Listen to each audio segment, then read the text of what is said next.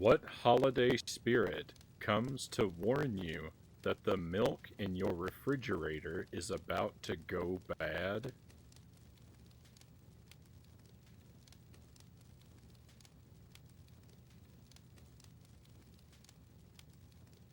The ghost of Christmas past its expiration date.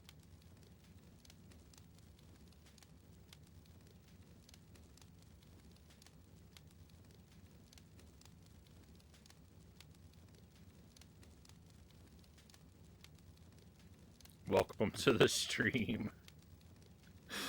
Happy Monday, my friends. I'm trying to speak up because my microphone is a little further away from me than it normally is. So I'm sorry if it sounds like I'm shouting. I hope you're well tonight, though, and thank you for being here. We've got Dead Zergling first in chat tonight on a 15 stream streak.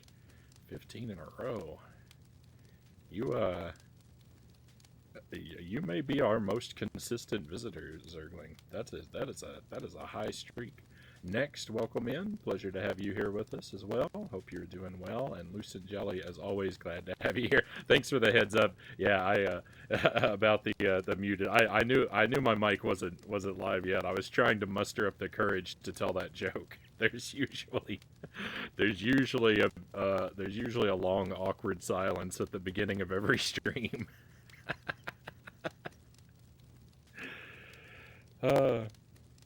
That's not even clever. Come back and try again. Jelly says, now you wish he had been muted. I think it's actually a little crackly, not just the fire. Oh no.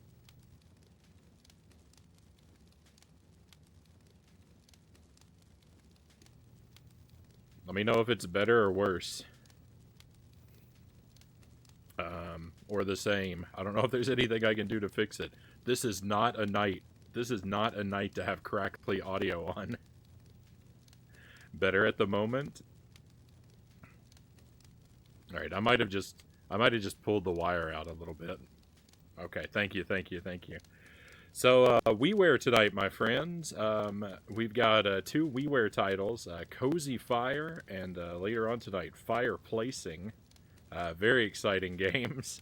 Ones we've been looking forward to on the stream for months, I'm sure. I got this really bad idea in my head that maybe I would try to play every WiiWare game on the stream at some point. That's definitely not going to happen. There's one WiiWare title I can't play because it's far too M-rated. So I don't know what's wrong with me, but I'm fascinated by the shovelware in the WiiWare library. And there's two titles here, Cozy Fire and Fireplacing, that I wanted to do on the stream, and I had no idea how we would do them, because they can't offer anything by way of content. So what we're going to do tonight, how do you win this game? Exactly. So what we're going to do tonight is we're going to try an experiment, my friends, and we are going to play Cozy Fire and Fireplacing, and as we play these games, I'm going to try to read to you A Christmas Carol by Charles Dickens. I thought we'll just cozy up by the fire with Frownie, and he'll read you a story. This is a colossally bad idea in so many ways. Not least of all is that I'm a terrible reader. If you've watched me struggle through any dialogue segment on the stream in any game, you're already aware this is going to be rough, and it's a very long story. So, hopefully it'll be fun, though. Hopefully it'll be at least amusing, make for some good background noise. But before we get reading, we've got to do a little bit of playing. So, let's go ahead and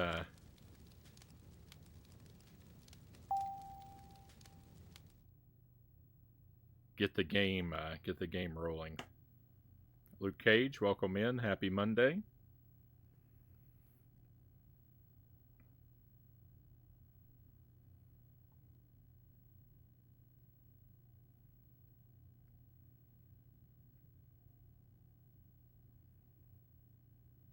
Is this really an actual game? It sure is. I mean, I didn't I didn't make it.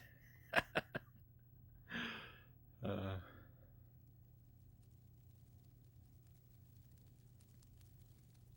press A plus B to continue. Alright, so is this just the background changes? Okay.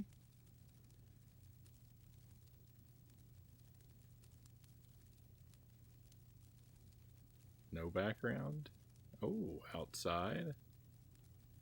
Have we looped? Okay, we looped. Alright, well maybe we'll just go through them all.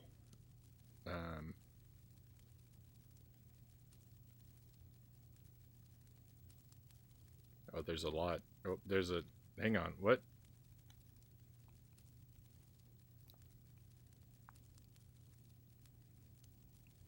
I don't know what butler mode is. Or fire non-stop. Oh, this is the credits? A new background each chapter.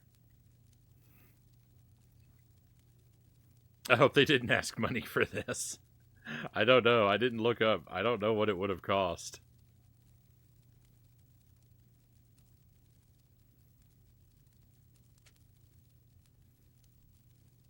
Alright, this is just credits. Alright, that's what I thought it was. What's this new? Oh, it just plops down some new logs? Well, you can't have both of these on at once. You can have neither of them on, which I don't know what that means.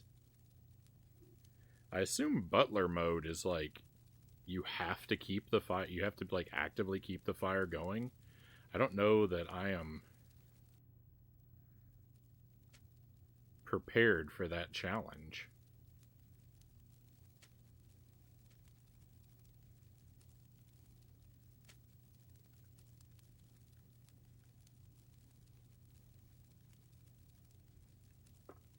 Oh,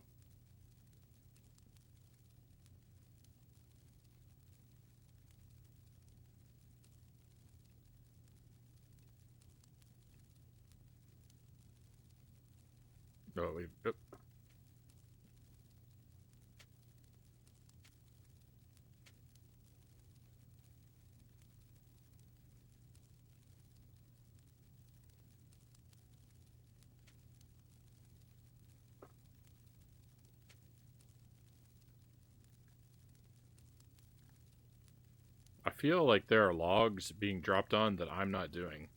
Oh, maybe that's what butler mode is. Maybe the butler is dropping them for us. I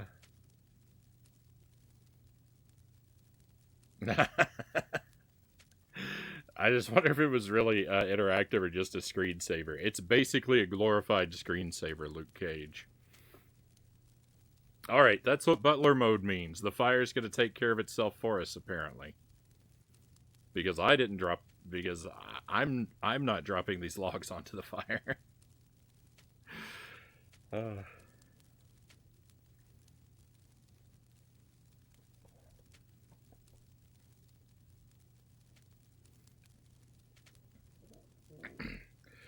Alright, well, I guess...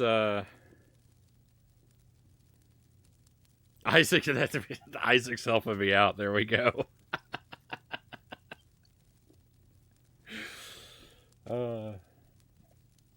That explains everything that's going on.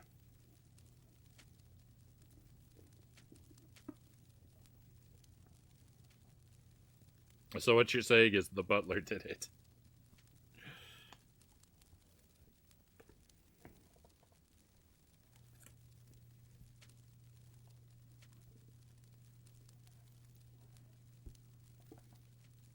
So you'd think, this being such a short story, and he's having such a large copy of it, that it would mean that it's very large print and easy to read. But I'm afraid that this has a lot of illustrations and annotations in it, which the font is actually just normal size.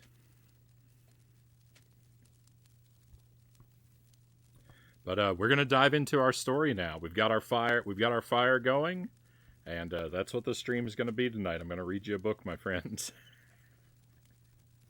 So here we have by Charles Dickens, A Christmas Carol in prose, a ghost story of Christmas.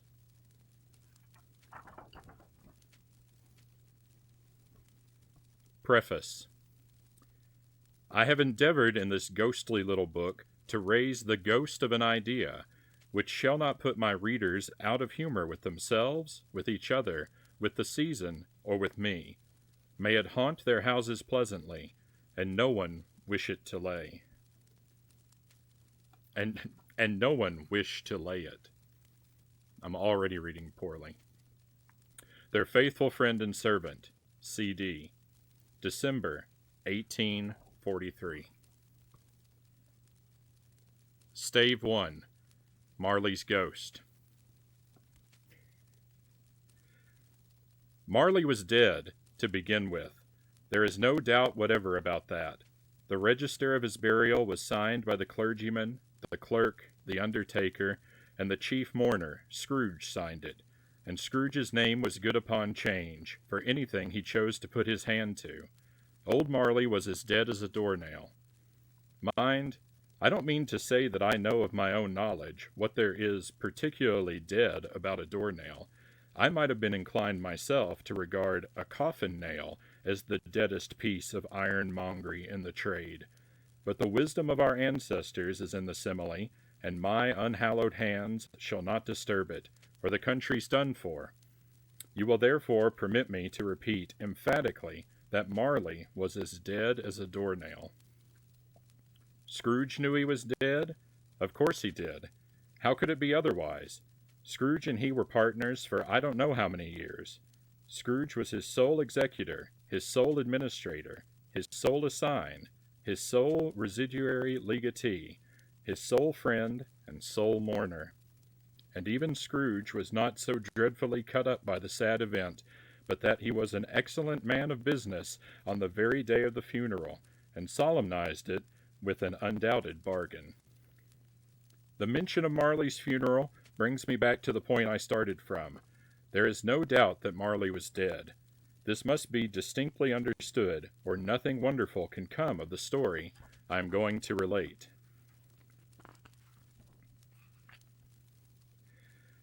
If we were not perfectly convinced that Hamlet's father died before the play began, there would be nothing more remarkable in his taking a stroll at night in an easterly wind upon his own ramparts than there would be in any other middle-aged gentleman rashly turning out after dark in a breezy spot, say St. Paul's churchyard, for instance, literally to astonish his son's weak mind.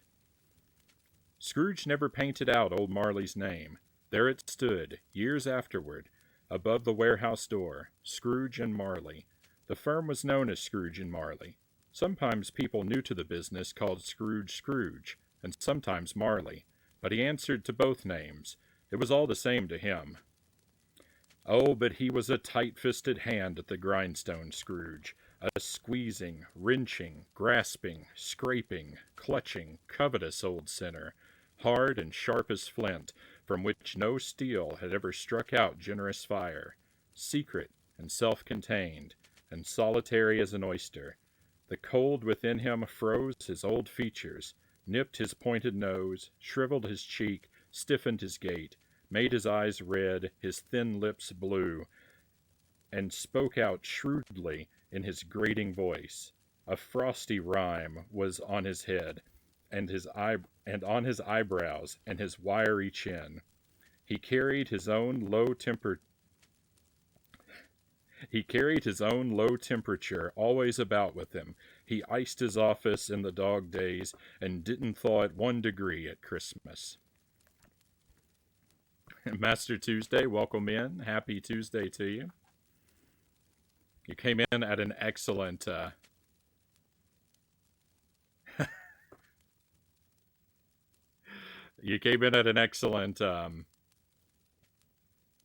time. I just hit a paragraph break.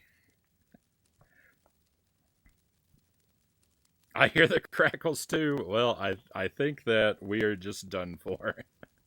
There's not going to be anything I can do to fix it. External heat and cold had little influence on Scrooge. No warmth could warm, nor wintry weather chill him. No wind that blew was bitterer than he, no falling snow more intent upon its purpose, no pelting rain less open to entreaty. Foul weather didn't know where to have him. The heaviest rain and snow and hail and sleet could boast of the advantage over him in only one respect. They often came down handsomely, and Scrooge never did. One moment, my coffee has arrived.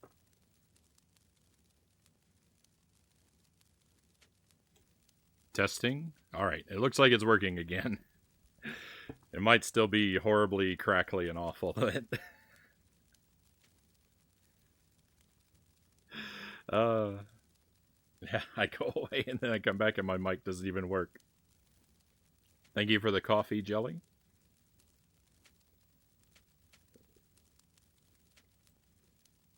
This is going to be vital to getting through this.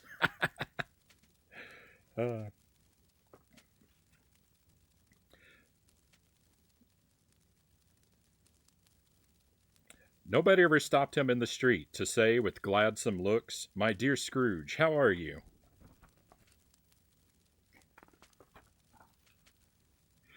"When will you come to see me?" No beggars implored him to bestow a trifle, no children asked him what it was o'clock, no man or woman ever once in all his life inquired the way to such and such a place of Scrooge. Even the blind men's dogs appeared to know him, and when they saw him coming on, would tug their owners into doorways and up courts, and then would wag their tails as though they said, "No eye at all is better than an evil eye, dark master." But what did Scrooge care? It was the very thing he liked, to edge his way along the crowded paths of life, warning all human sympathy to keep its distance, was what the knowing ones call nuts to Scrooge. Once upon a time, of all the good days in the year, on Christmas Eve, old Scrooge sat busy in his counting house. It was cold, bleak, biting weather, foggy withal, and he could hear the people in the court outside go wheezing up and down, beating their hands upon their breasts and stamping their feet upon the pavement stones to warm them. The city clocks had only just gone 3, but it was quite dark already. It had not been light all day, and candles were flaring in the windows of the neighboring offices like ruddy smears upon the palpable brown air. The fog came pouring in at every chink and keyhole, and was so dense without that although the court was of the narrowest, the houses opposite were mere phantoms. To see the dingy cloud come drooping down, obscuring everything, one might have thought that nature lived hard by and was brewing on a large scale. The door of Scrooge's counting-house was open, that he might keep his eye upon his clerk, who in a dismal little cell beyond, a sort of tank, was copying letters. Scrooge had a very small fire, but the clerk's fire was so very much smaller that it looked like one coal. But he couldn't replenish it, for Scrooge kept the coal box in his own room. And so surely as the clerk came in with the shovel, the master predicted that it would be necessary for them to part. Wherefore the clerk put on his white comforter and tried to warm himself at the candle, in which effort, not being a man of strong imagination, he failed.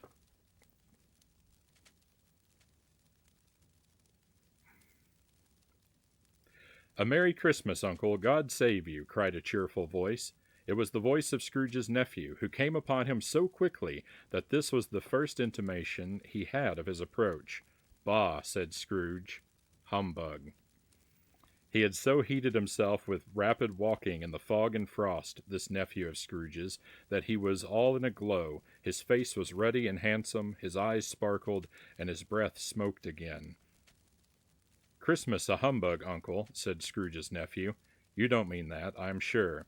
"I do," said Scrooge. "Merry Christmas. What right have you to be merry? What reason have you to be merry? You're poor enough." Come then, returned the nephew gaily. What right have you to be dismal? What reason have you to be morose? You're rich enough. Scrooge, having no better answer ready on the spur of the moment, said "Bah" again, and followed it up with "Humbug." Don't be cross, uncle, said the nephew. What else can I be, returned the uncle, when I live in such a world of fools as this? Merry Christmas! Out upon Merry Christmas! What's Christmas time to you but a time for paying bills without money, a time for finding yourself a year older and not an hour richer, a time for balancing your books and having every item in them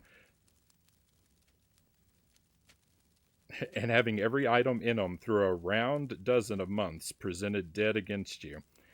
If I could work my will, said Scrooge indignantly, every idiot who goes about with Merry Christmas on his lips should be boiled with his own pudding, and buried with a stake of holly through his heart, he should. Uncle, pleaded the nephew. Nephew, returned the uncle sternly, keep Christmas in your own way, and let me keep it in mine.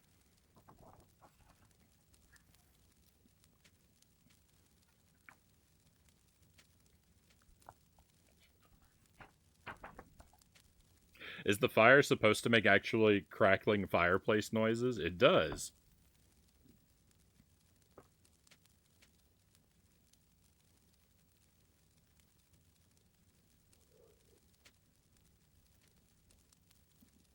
They're pretty they're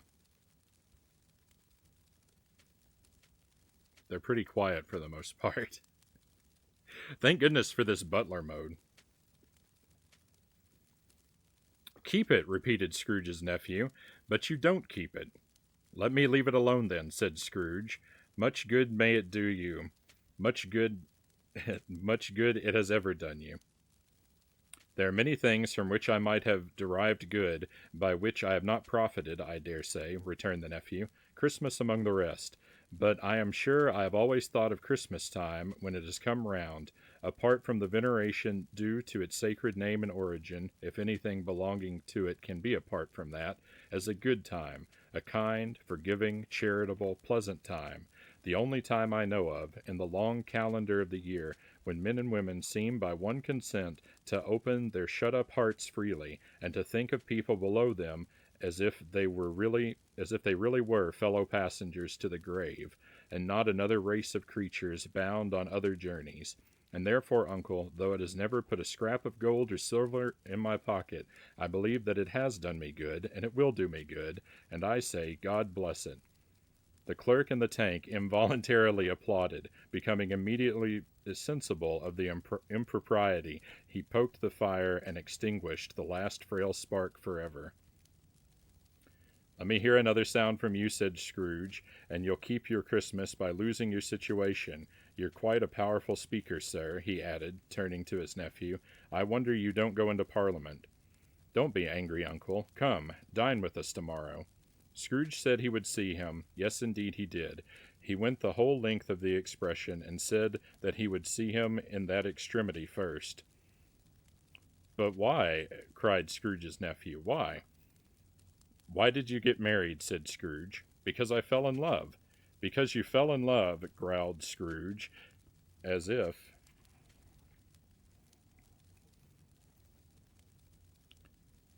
That were the only one thing in the world more ridiculous than a Merry Christmas. Good afternoon.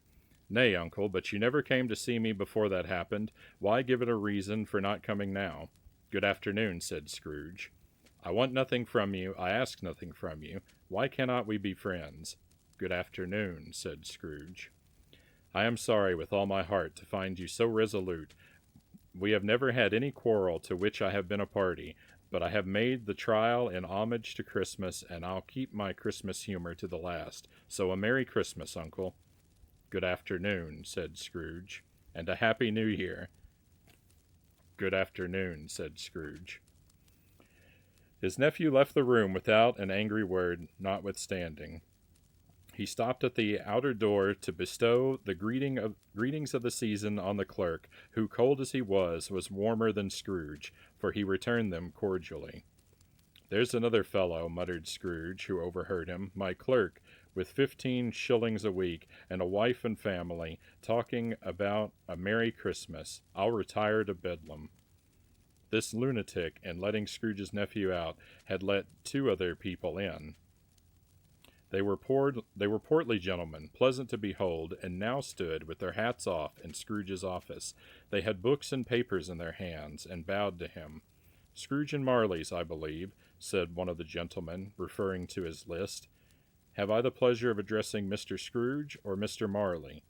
Mr. Marley has been dead these 7 years, Scrooge replied. He died 7 years ago, this very night. We have no doubt his liberality is well represented by his surviving partner, said the gentleman, presenting his credentials. It certainly was, for they had been two kindred spirits. At the ominous word liberality, Scrooge frowned and shook his head and handed the credentials back. At this festive season of the year, Mr. Scrooge, said the gentleman, taking up a pen, it is more than usually desirable that we should make some slight provision for the poor and destitute, who suffer greatly at the present time. Many thousands are in want of common necessities. Hundreds of thousands are in want of common comforts, sir. Are there no prisons? Asked Scrooge. Plenty of prisons, said the gentleman, laying down the pen again. And the union workhouses? Demanded Scrooge. Are they still in operation? They are, still, returned the gentleman. I wish I could say they were not. The treadmill and the poor law are in full vigor then, said Scrooge. Both very busy, sir. Oh, I was afraid from what you said at first that something had occurred to stop them in their useful course, said Scrooge. I am very glad to hear it. Under the impression that they scarcely furnish Christian cheer of mind or body to the multitude, returned the gentleman, a few of us are endeavoring to raise a fund to buy the poor some meat and drink and means of warmth. We choose this time because it is a time of all others when the want is keenly felt and abundance rejoices. What shall I put you down for? Nothing, Scrooge replied. You wish to be anonymous? I wish to be left alone, said Scrooge. Since you ask me what I wish, gentlemen, that is my answer.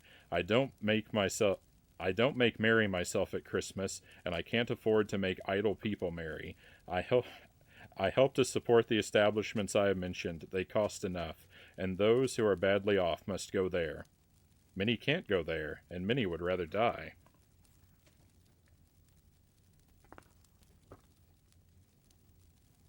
If they would rather die, said Scrooge, they had better do it and decrease the surplus population. Besides, excuse me, I don't know that. But you do know it, observed the gentleman. It's not my business, Scrooge returned. It's enough for a man to understand his own business and not to interfere with other people's. Mine occupies me constantly. Good afternoon, gentlemen. Seeing clearly that it would be useless to pursue their point, the gentleman withdrew. Scrooge resumed his labors with an improved opinion of himself and in a more facetious temper than was usual with him.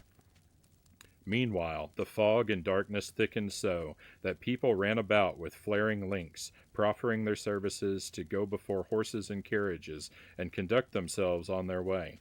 The ancient tower of a church, whose gruff old bell was always peeping slyly down at Scrooge out of a Gothic window in the wall, became invisible, and struck the hours and quarters in the clouds, with tremendous vibrations afterward, as if its teeth were chattering in its frozen head up there. The cold became intense. In the main street, at the corner of the court, some laborers were repairing the gas pipes, and had lighted a great fire in a brazier, round which a party of ragged men and boys were gathered, warming their hands and wrinkling their eyes before the blaze in rapture. The water plug being left in solitude, its sullenly congealed and turned to misanthropic ice. The brightness of the shops, where holly sprigs and berries crackled in the lamp heat of the windows, made pale faces ruddy as they passed. Poulterers' and grocers' trades became a splendid joke. This is supposed to be a screensaver, and it fell asleep on me. What are we doing? Where's my butler?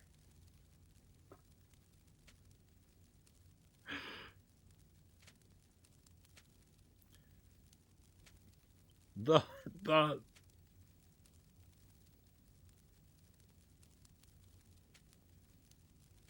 Oh my goodness.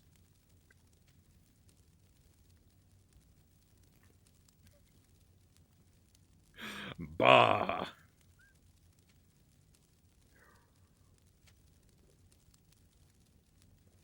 You're saying my butler said bah. I thought you were saying I said bah. Uh, The poulterers' and grocers' trades became a splendid joke, a glorious pageant, with which it was next to impossible to believe that such dull principles as bargain and sale had anything to do. The Lord Mayor, in the stronghold of the mighty mansion house, gave orders to his 50 cooks and butlers to keep Christmas as a Lord Mayor's household should, and even the little tailor, whom he had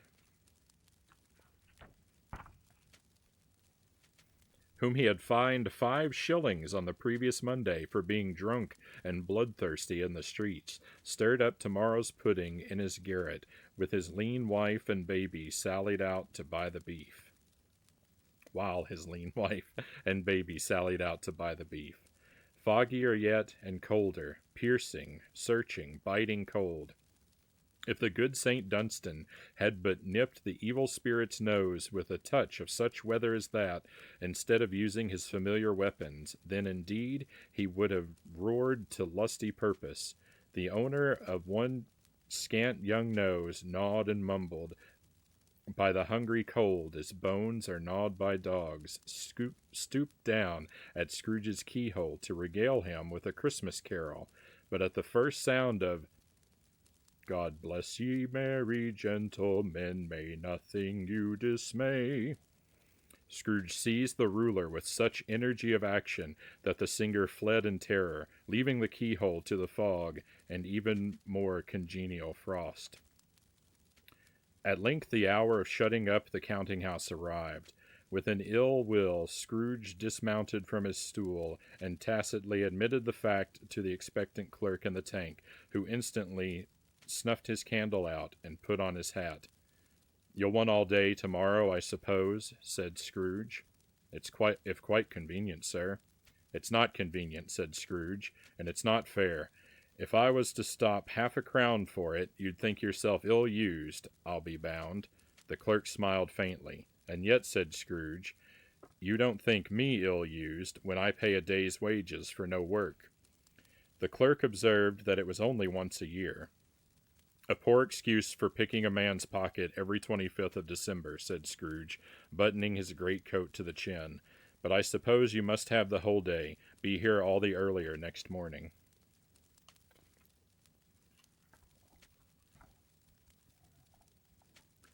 The, the clerk promised that he would, and Scrooge walked out with a growl. The office was closed in a twinkling, and the clerk, with the long ends of his white comforter dangling below his waist, for he boasted no greatcoat, went down a slide on Cornhill at the end of a lane of boys 20 times in honor of its being Christmas Eve, and then ran home to Camden Town as hard as he could pelt to play at Blindman's Buff.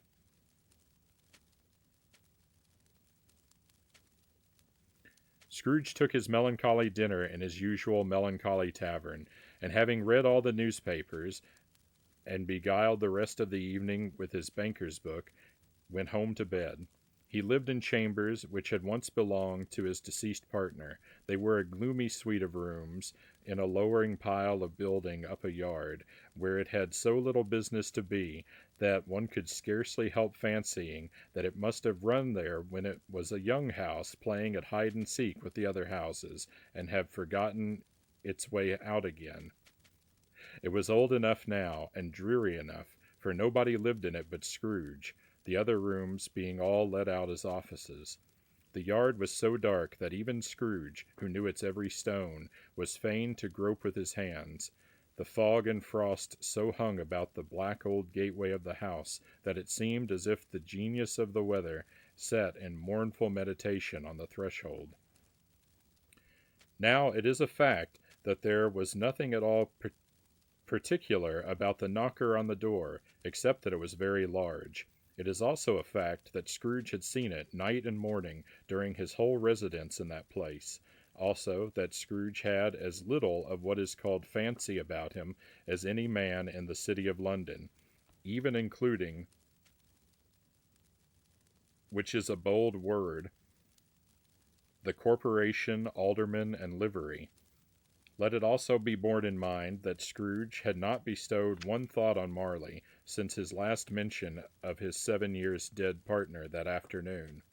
And then let any man explain to me, if he can, how it happened that Scrooge,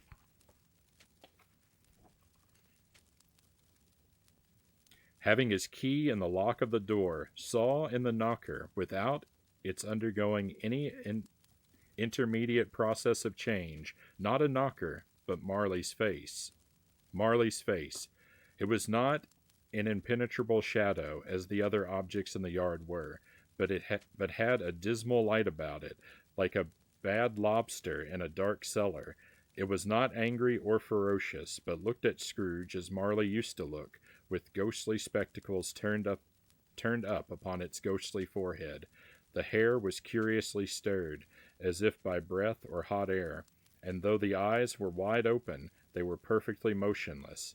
That, and its livid color, made it horrible, and its horror seemed to be, in spite of the face and beyond its control, rather than a part of its own expression. As Scrooge looked fixedly at this phenomenon, it was a knocker again. To say that he was not startled, or that his blood was not conscious of a terrible sensation to which it had been a stranger from infancy, would be untrue. But he put his hand upon the key he had relinquished, turned it sturdily, walked in, and lighted his candle. He did pause, with a moment's irresolution, before he shut the door, and he did look cautiously behind it first, as if he half expected to be terrified with the sight of Marley's pigtail sticking out into the hall. But there was nothing on the back of the door except the screws and nuts that held the knocker on it. So he said, "Pooh-pooh," and closed it with a bang. The sound resounded through the house like thunder. Every room above, and every cask in the wine merchant's cellars below, appeared to have a separate peal of echoes of its own. Scrooge was not a man to be frightened by echoes. He fastened the door and walked across the hall and up the stairs, slowly, too, trimming his candle as he went.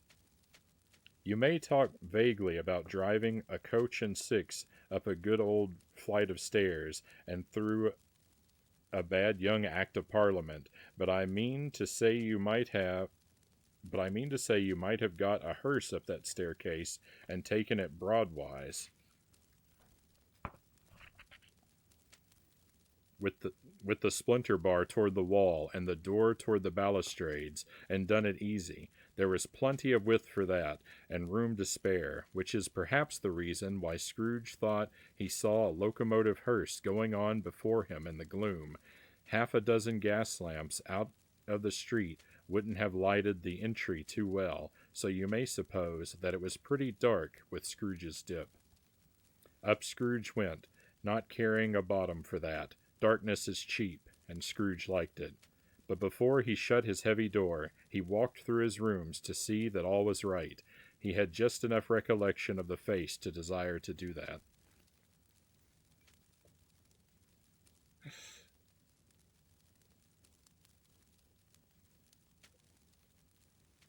Hey, Loyal, welcome in. Happy to have you here. Uh,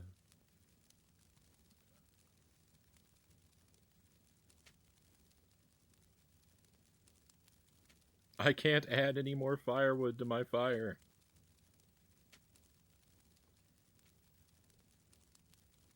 Thank you for being here for a 7 stream streak, Loyal, and I'm glad you're having a good time because I'm such a terrible reader.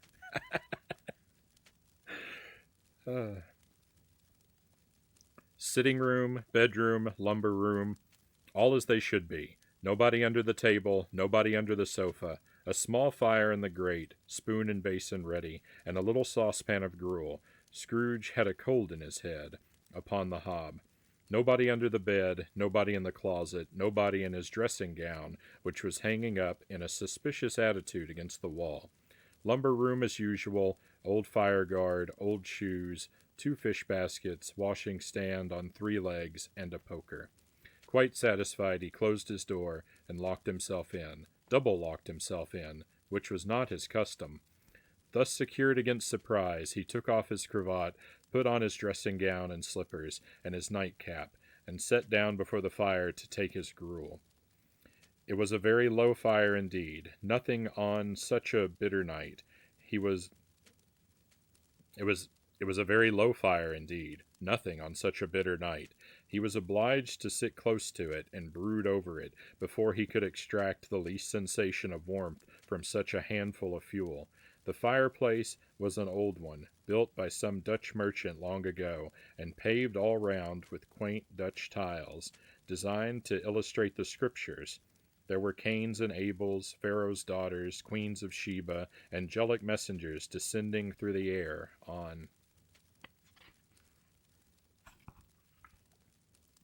clouds like feather beds, Abraham's, Balthazar's, apostles putting off to sea and butter boats, hundreds of figures to attract his thoughts, and yet that face of Marley, 7 years dead, came like the ancient prophet's rod and swallowed up the whole. If each smooth tile had been a blank at first, with power to shape some pictures on its surface from the disjointed fragments of his thoughts, there would have been a copy of old Marley's head on every one. Humbug, said Scrooge, and walked across the room. After several turns he sat down again. As he threw his head back in the chair, his glance happened to rest upon a bell, a disused bell, that hung in the room, and communicated, for some purpose now forgotten, with a chamber in the highest story of the building. It was with great astonishment, and with a strange, inexplicable dread, that as he looked, he saw this bell begin to swing. It swung so softly in the outset that it scarcely made a sound, but soon it rang out loudly, and so did every bell in the house. This might have lasted half a minute or a minute, but it seemed an hour. The bells ceased as they had begun, together. They were succeeded by a clanking noise, deep down below, as if some person were dragging a heavy chain over the casks in the wine merchant's cellar. Scrooge then remembered to have heard that ghosts in haunted houses were described as dragging chains. The cellar door flew open with a booming sound, and then he heard the noise much louder on the floors below, then coming up the stairs, then coming straight toward his door. It's humbug still, said Scrooge. I won't believe it. His color changed, though, when, without a pause, it came on through the heavy door and passed into the room before his eyes. Upon its coming in, the dying flame leaped up as though it cried, I know him, Marley's ghost, and fell again. The same face, the very same.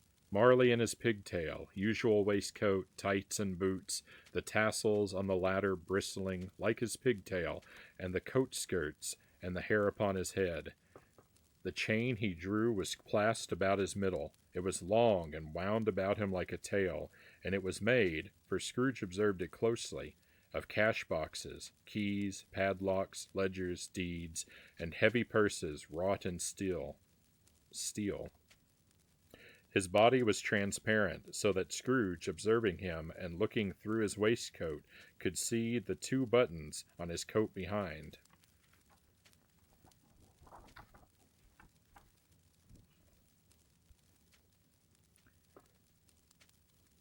Scrooge had often heard it said that Marley had no bowels, but he never believed it until now. No, nor did he believe it even now, though he looked the phantom through and through, and saw it standing before him, though he felt the chilling influence of its death-cold eyes, and marked the very texture of the folded kerchief bound about its head and chin, which wrapper he had not observed before. He was still incredulous, and fought against his senses. How now, said Scrooge, caustic and cold as ever. What do you want with me? Much, Marley's voice, no doubt about it. Who are you? Ask me who I was. Who were you, then? Said Scrooge, raising his voice. You're particular, for a shade. He was going to say to a shade, but substituted this as more appropriate. In life I was your partner, Jacob Marley. Can you sit down? Asked Scrooge, looking doubtfully at him. I can. Do it then. Scrooge asked the question because he didn't know whether a ghost so transparent might find himself in a condition to take a chair, and felt that, in the event of its being impossible, it might involve the necessity of an embarrassing explanation. But the ghost sat down on the opposite side of the fireplace, as if he were quite used to it. You don't believe in me, observed the ghost. I don't, said Scrooge. What evidence would you have of my reality beyond that of your senses? I don't know, said Scrooge. Why do you doubt your senses? Because, said Scrooge, a little thing affects them. A slight disorder of the stomach makes them cheats. You may be an undigested bit of beef, a blot of mustard, a crumb of cheese, a fragment of an underdone potato. There's more of gravy than of grave about you, whatever you are. Scrooge was not much in the habit of cracking jokes, nor did he feel, in his heart, by any means waggish then. The truth is that he tried to be smart as a means of distracting his own attention and keeping down his terror, for the spectre's voice disturbed the very marrow in his bones. To sit, staring at those fixed, glazed eyes, in silence for a moment, would play, Scrooge felt, the very deuce with him. There was something very awful, too, in the spectre's being provided with an infernal atmosphere of its own. Scrooge could not feel it himself, but this was clearly the case, for though the ghost sat perfectly motionless, its hair and skirts and tassels were still agitated, as by the hot vapor from an oven. You see this toothpick? Said Scrooge, returning quickly to the charge, for the reason just assigned, and wishing, though it were only for a second, to divert the vision's stony gaze from himself. I do, replied the ghost. You are not looking at it, said Scrooge. But I see it, said the ghost, notwithstanding. Well, returned Scrooge, I have but to swallow this, and be for the rest of my days persecuted by a legion of goblins, all of my own creation. Humbug, I tell you, humbug. At this the spirit raised a frightful cry, and shook its chain with such a dismal and appalling noise that Scrooge held on tight to his chair to save himself from falling in a swoon. But how much greater was his horror when the phantom, taking off the bandage round its head, as if it were too warm to wear indoors, its lower jaw dropped down upon its breast. Scrooge fell upon his knees and clasped his hands before his face. Mercy, he said, dreadful apparition, why do you trouble me? Man of the worldly mind, replied the ghost, do you believe in me or not? I do, said Scrooge, I must. But why do spirits walk the earth, and why do they come to me? It is required of every man, the ghost returned, that the spirit within him should walk abroad among his fellow men, and travel far and wide, and if that spirit goes not forth in life, it is condemned to do so after death. It is doomed to wander through the world, oh woe is me, and witness what it cannot share, but might have shared on earth, and turn to happiness. Again the spectre raised a cry, and shook its chain, and wrung its shadowy hands. You are fettered, said Scrooge, trembling. Tell me why. I wear the chain I forged in life, replied the ghost. I made it link by link and yard by yard. I girded it on of my own free will, and of my own free will I wore it. Is its pattern strange to you? Scrooge trembled more and more. Or would you know, pursued the ghost, the weight and length of the strong coil you bear yourself? It was full as heavy and as long as this 7 Christmases ago. You have labored on it since. It is a ponderous chain. Scrooge glanced about him on the floor in the expectation of finding himself surrounded by some 50 or 60 fathoms of iron cable, but he could see nothing. Jacob, he said imploringly, old Jacob Marley, tell me more. Speak comfort to me, Jacob. I have none to give, the ghost replied. It comes from other reasons. Ebenezer Scrooge, and is conveyed by other ministers to other kinds of men. Nor can I tell you what I would. A very little more is all permitted to me. I cannot rest, I cannot stay, I cannot linger anywhere. My spirit never walked beyond our counting house. Mark me. In life, my spirit never roved beyond the narrow limits of our money-changing hole, and weary journeys lie before me.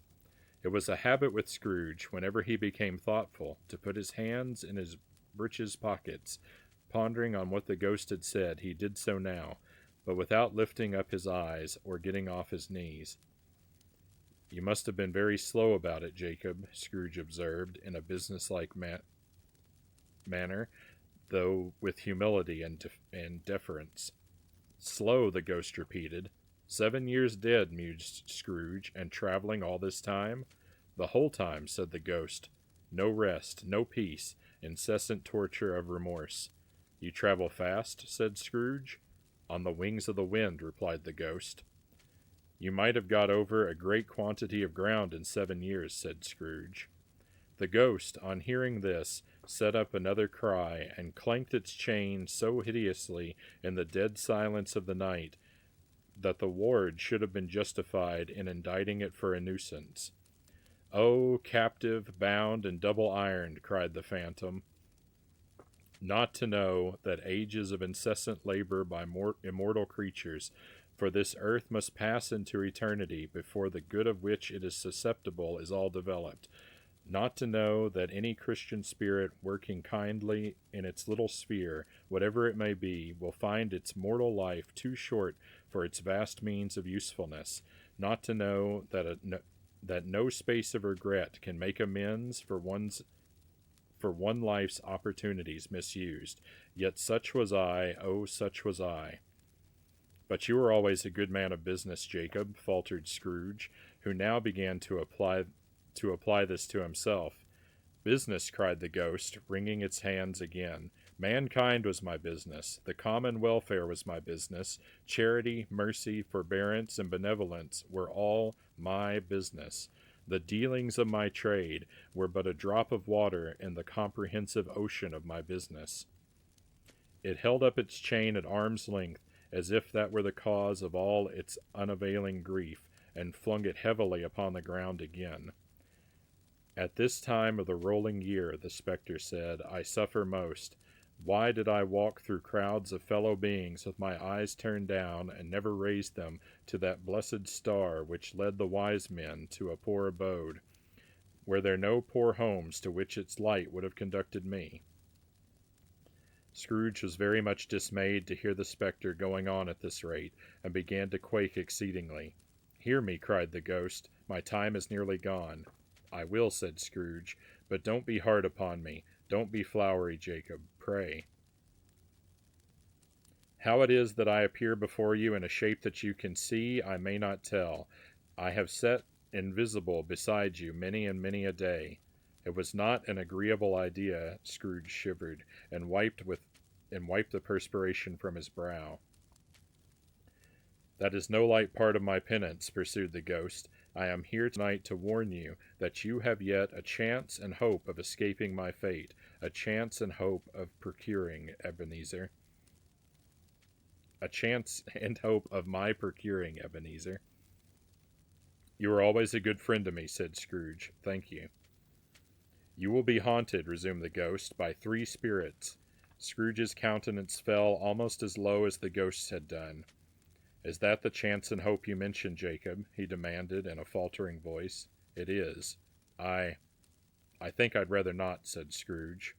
"Without their visits," said the ghost, "you cannot hope to shun the path I tread. Expect the first tomorrow, when the bell tolls 1. "Couldn't I take them all at once and have it over, Jacob?" hinted Scrooge. "Expect the second on the next night, at the same hour. The third upon the new night, when the last stroke of 12 has ceased to vibrate. Look to see me no more, and look that, for your own sake, you remember what has passed between us." When it had said these words, the spectre took its wrapper from the table, and bound it round its head, as before. Scrooge knew this, by the smart sound its teeth made when the jaws were brought together by the bandage. He ventured to raise his eyes again and found his supernatural visitor confronting him in an erect attitude, with its chain wound over and about its arm. The apparition walked backward from him, and at every step it took, the window raised itself a little, so that when the spectre reached it, it was wide open. It beckoned Scrooge to approach, which he did. When they were within 2 paces of each other, Marley's ghost held up its hand, warning him to come no nearer. Scrooge stopped. Not so much in obedience as in surprise and fear, for on the raising of the hand he became sensible of confused noises in the air, incoherent sounds of lamentation and regret, wailings inexpressibly sorrowful and self-accusatory. The spectre, after listening for a moment, joined in the mournful dirge and floated out upon the bleak dark night. Scrooge followed to the window, desperate in his curiosity. He looked out. The air was filled with phantoms, wandering hither and thither in restless haste, and moaning as they went. Every one of them wore chains, like Marley's ghost. Some few, they might be guilty governments, were linked together. None were free. Many had been personally known to Scrooge in their lives. He had been quite familiar with one old ghost in a white waistcoat, with a monstrous iron safe attached to its ankle, who cried piteously at being unable to assist a wretched woman with an infant whom it saw below upon a doorstep. The misery with them all was clearly that they sought to interfere for good in human matters and had lost the power forever. Whether these creatures faded into mist or mist enshrouded them, he could not tell, but they and their spirit voices faded together, and the night became as it had been when he walked home. Scrooge closed the window and examined the door by which the ghost had entered. It was double locked, as he had locked it with his own hands, and the bolts were undisturbed. He tried to say humbug, but stopped at the first syllable, and being, from the emotion he had undergone, or the fatigues of the day, or his glimpse of the invisible world, or the dull conversation of the ghost, or the lateness of the hour, much in need of repose, went straight to bed without undressing, and fell asleep upon the instant.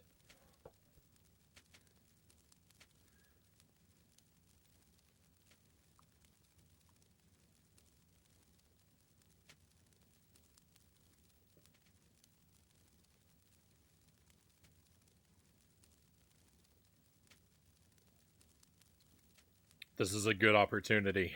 GG. Thank you, Jolly. I'm shocked that you're still awake. This is a good opportunity to back out of our fire and maybe look at another option. So this butler mode here, the butler is really letting me down. I'll give him another chance.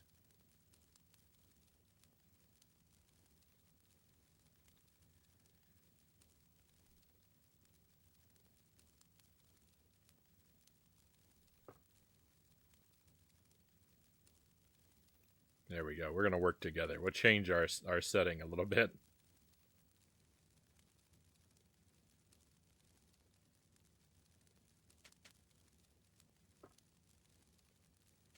I'm rather enjoying listening. Well, thank you.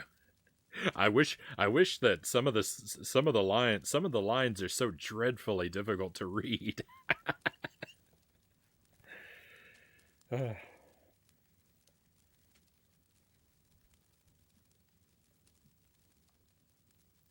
Stave 2, the first of the 3 spirits. When Scrooge awoke, it was so dark that looking out of bed he could scarcely distinguish the transparent window from the opaque walls of his chamber. He was endeavoring to pierce the darkness with his ferret eyes when the chimes of a neighboring church struck the 4 quarters, so he listened for the hour. To his great astonishment, the heavy bell went on from 6 to 7, and from 7 to 8, and regularly up to 12, then stopped. 12. It was past 2 when he went to bed. The clock was wrong. An icicle must have got into the works. 12. He touched the spring of his repeater to correct this most preposterous clock. Its rapid little pulse beat 12, and stopped. "Why, it isn't possible," said Scrooge, "that I can have slept through a whole day and far into another night. It isn't possible that anything has happened to the sun, and this is and this and this is 12 at noon."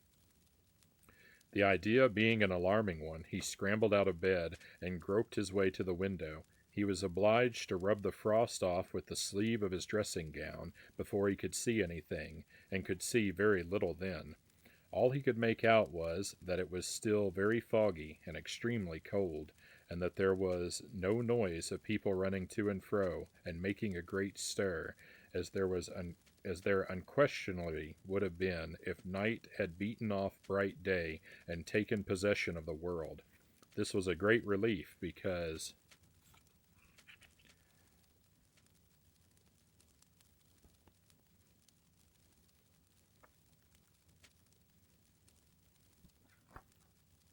this was a great relief because 3 days after sight of this first exchange, pay to Mr. Ebenezer Scrooge or his order and so forth would have become a mere United States security if there were no days to count by. Scrooge went to bed again and thought and thought and thought it over and over and over, and could make nothing of it. The more he thought, the more perplexed he was, and the more he endeavored not to think, the more he thought. Marley's ghost bothered him exceedingly. Every time he resolved within himself, after mature inquiry, that it was all a dream, his mind flew back again, like a strong spring released, to its first position, and presented the same problem to be worked all through. Was it a dream or not? Scrooge lay in this state until the chimes had gone 3/4 more, when he remembered, on a sudden, that the ghost had warned him of a visitation when the bell tolled 1. He resolved to lie awake until the hour was past, and, considering that he could no more go to sleep than go to heaven, this was perhaps the wisest resolution in his power. The quarter was so long that he was more than once convinced he must have sunk into a doze unconsciously and missed the clock. At length it broke upon his listening ear. Ding-dong. "A quarter past," said Scrooge, counting. Ding-dong. "Half-past," said Scrooge. Ding-dong. "A quarter to it," said Scrooge. Ding-dong. "The hour itself," said Scrooge triumphantly, and nothing else. He spoke before the hour bell sounded, which it now did, with a deep, dull, hollow, melancholy 1. Light flashed up in the room upon the instant, and the curtains of his bed were drawn.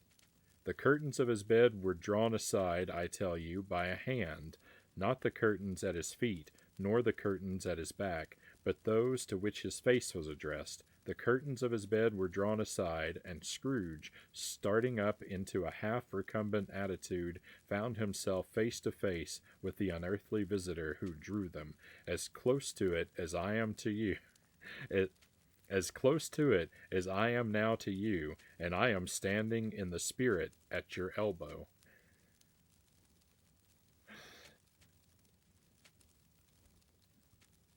Hey, Jelly, since you're still awake, you want to bring me some tea with lemon and honey in it? Could I trouble you for that? Because coffee just doesn't quite do the trick that I need.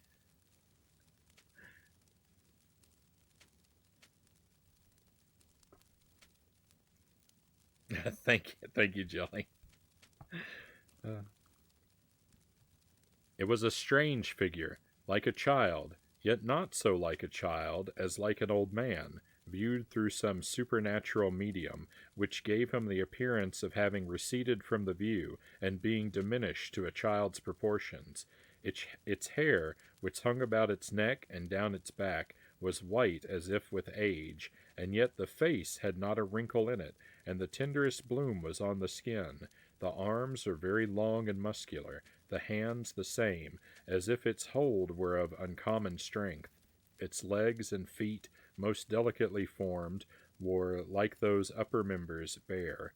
It wore a tunic of the purest white, and round its waist was bound a lustrous belt, the sheen of which was beautiful. It held a branch of fresh green holly in its hand, and, in singular contradiction of that wintry emblem, had its dress trimmed with summer flowers. But the strangest thing about it was, that from the crown of its head there sprung a bright clear jet of light, by which all this was visible, and which was doubtless the occasion of its using, in its duller moments, a great extinguisher for a cap, which it now held under its arm. Even this, though, when Scrooge looked at it with increasing steadiness, was not its strangest quality, for at its belt sparkled and glittered now in one part and now in another, and what was light one instant,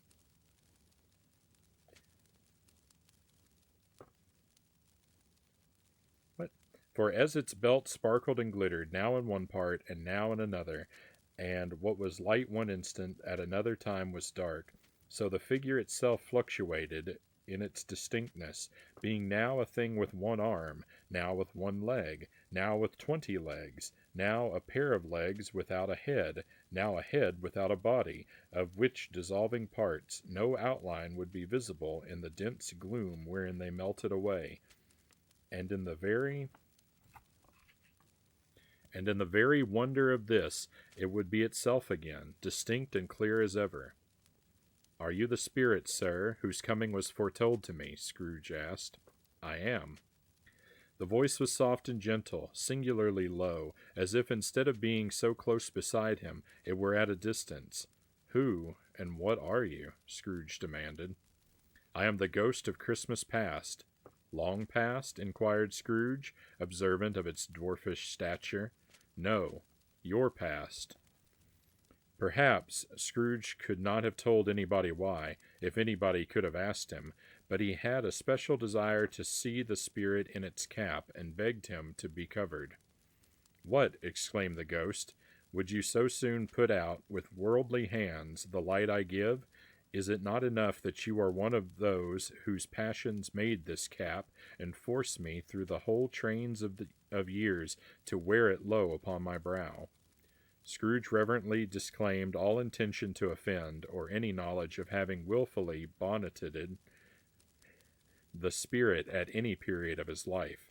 He then made bold to inquire what business brought him there. "Your welfare," said the ghost. Scrooge expressed himself much obliged, but could not help thinking that a night of unbroken rest would have been more conducive to that end. The spirit must have heard him thinking, for it said immediately, Your reclamation, then, take heed." It put out its strong hand as it spoke, and clasped him gently by the arm. "Rise, and walk with me." It would have been in vain for Scrooge to plead that the weather and the hour were not adapted to pedestrian purposes. The bed was warm, and the thermometer a long way below freezing. That he was clad but lightly in his slippers, dressing gown, and nightcap, and that he had a cold upon him at that time. The grasp, though gentle as a woman's hand, was not to be resisted. He rose, but finding that the spirit made toward the window, clasped its robe in supplication. "I am a mortal," Scrooge remonstrated, "and liable to fall." "Bear but a touch of my hand there," said the spirit, laying it upon his heart, "and you shall be upheld in more than this." Hello, cows. Welcome to the stream. We're hanging out by the fireplace, and I'm attempting to read A Christmas Carol. And we all know what a great reader I am. I'm doing my best, though.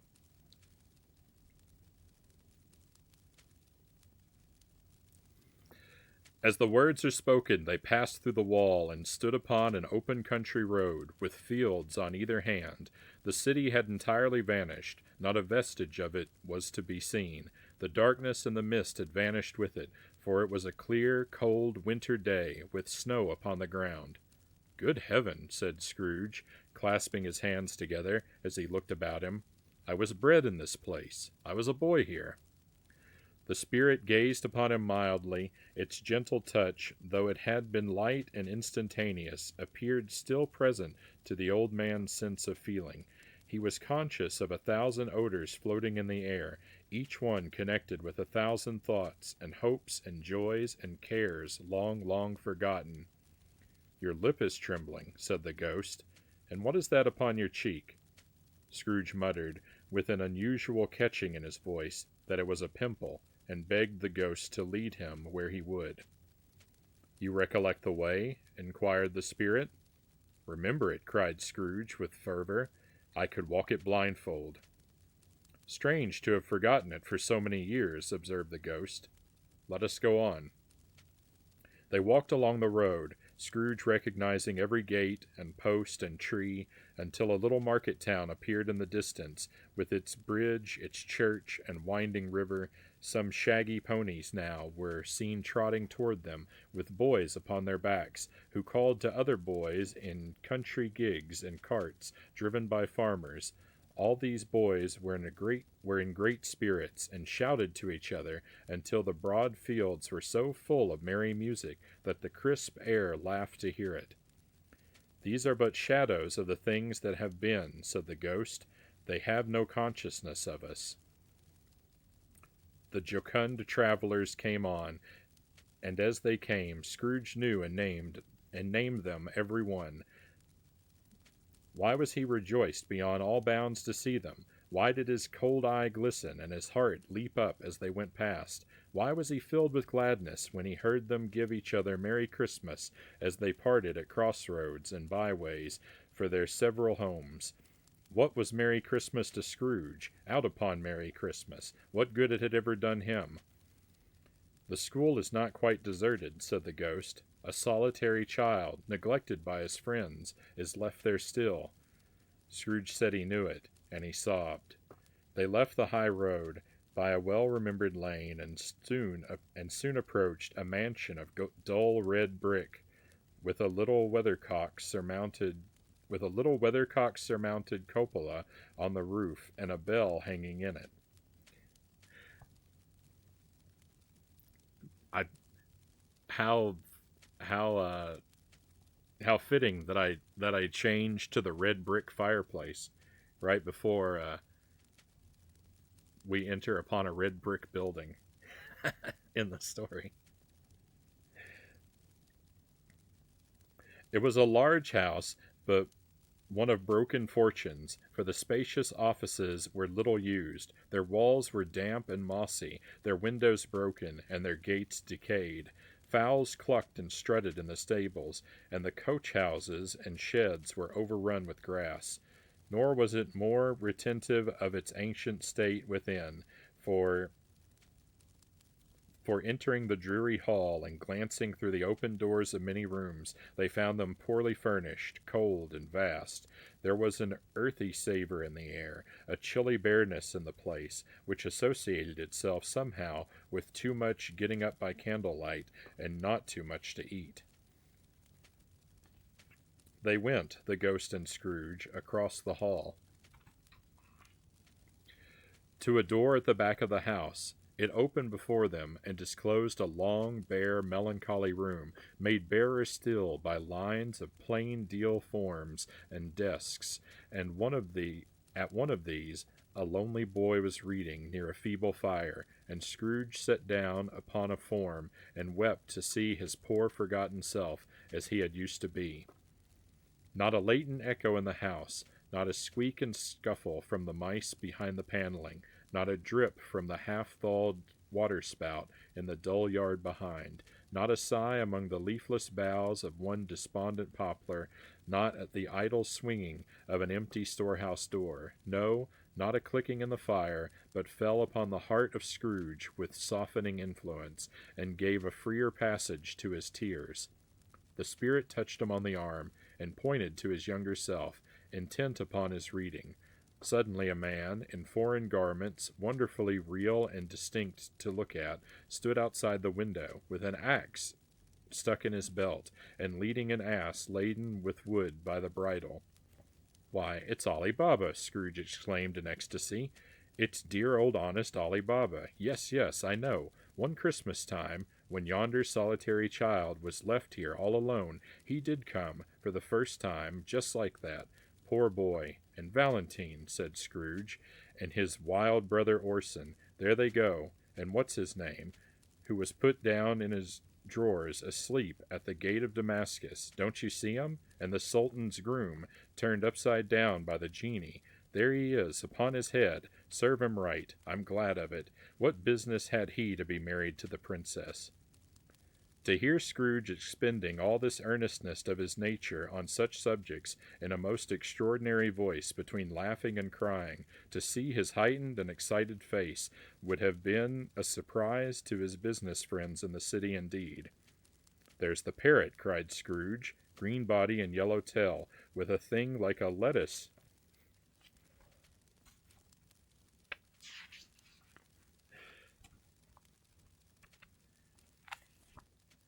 with a thing like a lettuce growing out of the top of his head. There he is, poor Robin Crusoe, uh, he called him when he came home again after sailing round the island.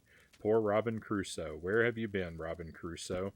The man thought he was dreaming, but he wasn't. It was the parrot, you know. There goes Friday, running for his life, to the little creek. Hello, hoop, halloo. I have no idea what I just read. Then, with a rapidity of transition very foreign to his usual character, he said, in pity for his former self, Poor boy, and cried again.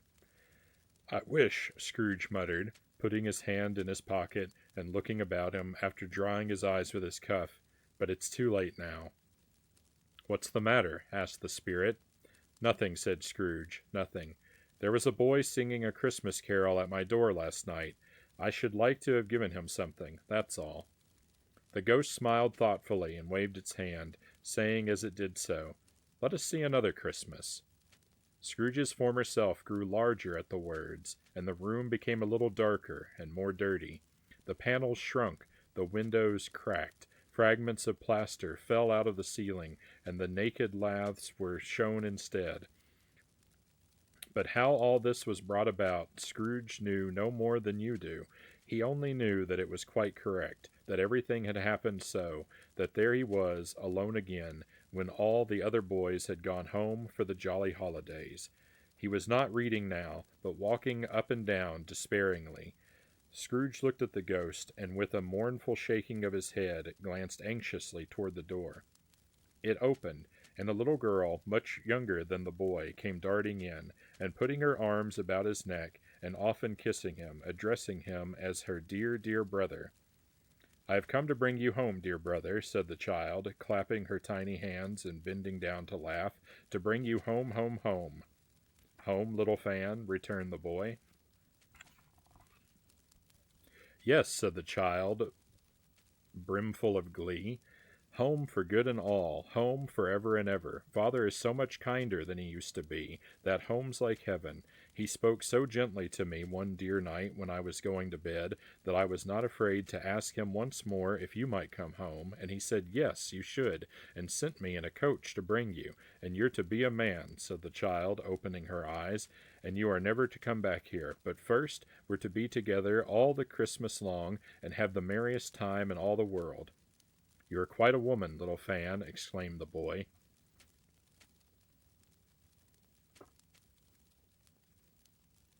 She clapped her hands and laughed, and tried to touch his head, but being too little, laughed again, and stood on tiptoe to embrace him. Then she began to drag him in her childish eagerness toward the door, and he, nothing loath to go, accompanied her.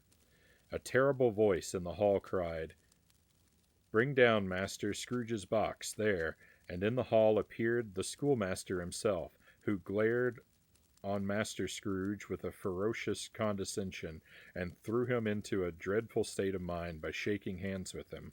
He then conveyed him and his sister into the veriest old well of a shivering best parlor that ever was seen, where the maps upon the wall and the celestial and and terrestrial globes in the windows were waxy with cold. Here he produced a decanter of curiously light wine and a block of curiously heavy cake, and administered installments of those dainties to the young people, at the same time sending out a meagre servant to offer a glass of something to the postboy, who answered that he thanked the gentleman, but if it was the same tap as he had tasted before, he had rather not. Master Scrooge's trunk being by this time tied on to the top of the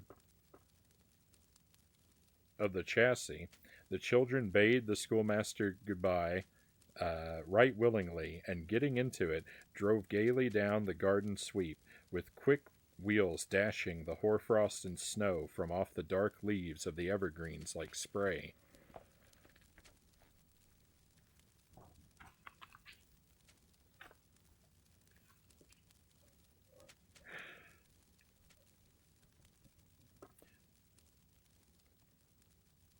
I don't remember Scrooge having a sister, but I guess he did have a nephew, Jelly observes.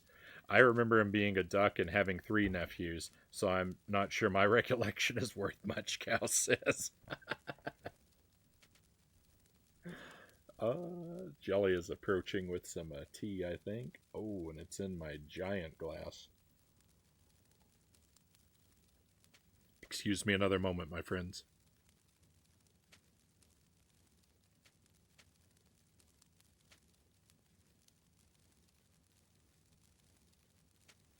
Thank you for the tea, Jelly. This is going to be a lot more helpful than my coffee, I think. Oh, it's so warm.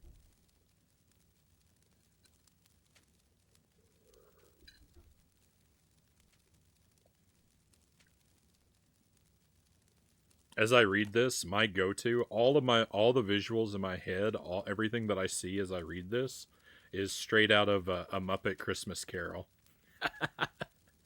That's my favorite Christmas movie, and that's all I see is a Muppet Christmas Carol when I read this.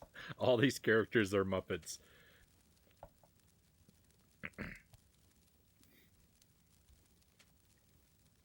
except for Scrooge, who was Michael Caine. Uh, Always a delicate creature, whom a breath might have withered, said the ghost, but she had a large heart. So she had, cried Scrooge. You're right. I will not gainsay it, spirit, God forbid. She died a woman, said the ghost, and had, as I think, children? One child, Scrooge returned. True, said the ghost, your nephew. Scrooge seemed uneasy in his mind, and answered briefly, Yes. Although they had but that moment left the school behind them, they were now in the busy thoroughfares of a city, where shadowy passengers passed and repassed, where shadowy carts and coaches battled for the way, and all the strife and tumult of a real city were. It was made plain enough by the dressing of the shops that here, too, it was Christmas time again, but it was evening, and the streets were lighted up. The ghost stopped at a certain warehouse door and asked Scrooge if he knew it. Know it, said Scrooge. Was I apprenticed here? They went in. At the sight of an old gentleman in a Welsh wig, sitting behind a high desk, that if he had been 2 inches taller, he might have knocked his head against the ceiling, Scrooge cried in great excitement, Why, it's old Fezziwig! Bless his heart, it's Fezziwig, alive again. Old Fezziwig laid down his pen and looked up at the clock, which pointed to the hour of 7. He rubbed his hands, adjusted his capacious waistcoat, laughed all over himself, from his shoes to his organ of benevolence, and called out in a comfortable, oily, rich, fat, jovial voice, Yo-ho, there, Ebenezer, Dick. Scrooge's former self, now grown a young man, came briskly in, accompanied by his fellow apprentice. Dick Wilkins, to be sure, said Scrooge.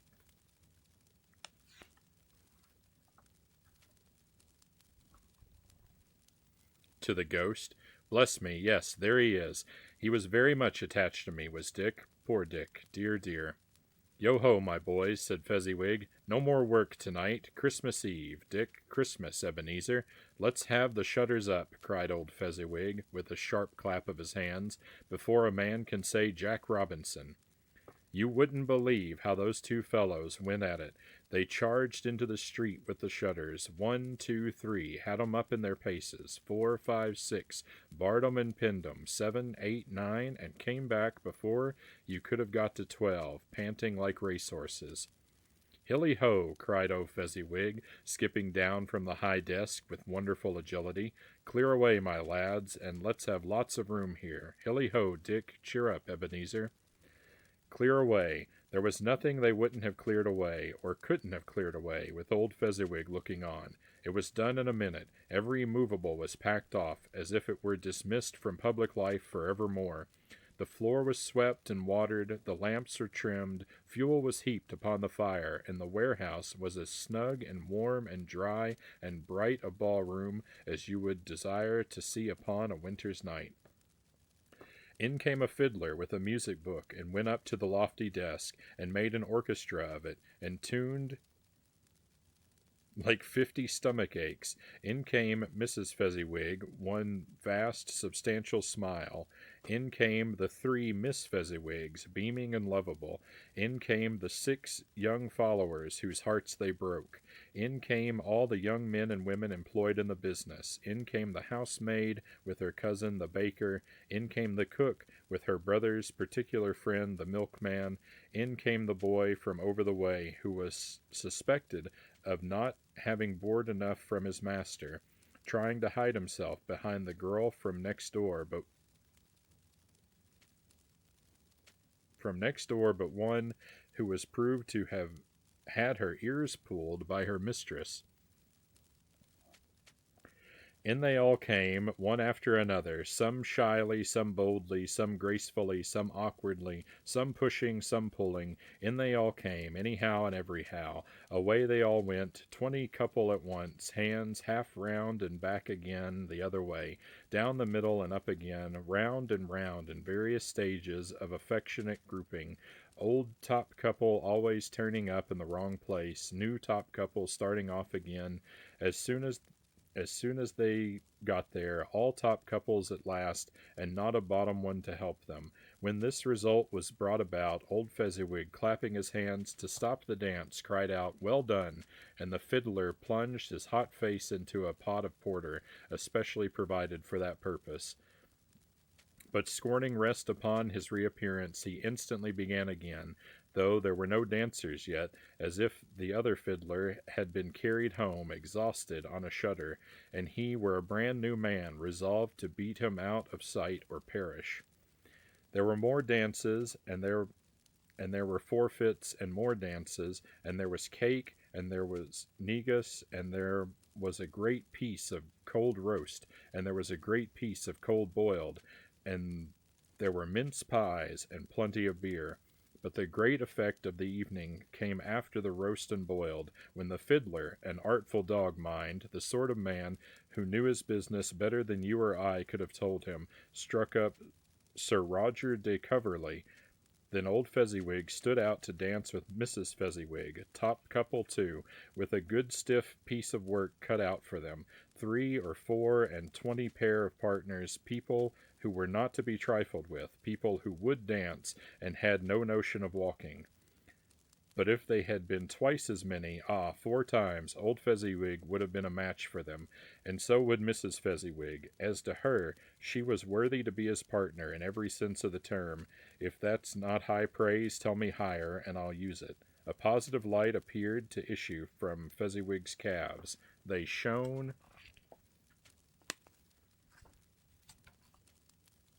in every part of the dance like moons. You couldn't have predicted at any given time what would become of them next.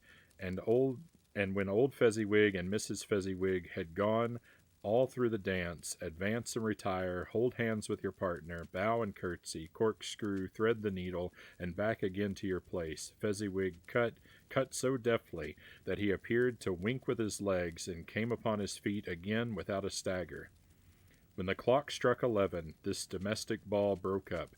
Mr. and Mrs. Fezziwig took their stations, one to either side of the door, and shaking hands with every person individually as he or she went out, wished him or her a Merry Christmas.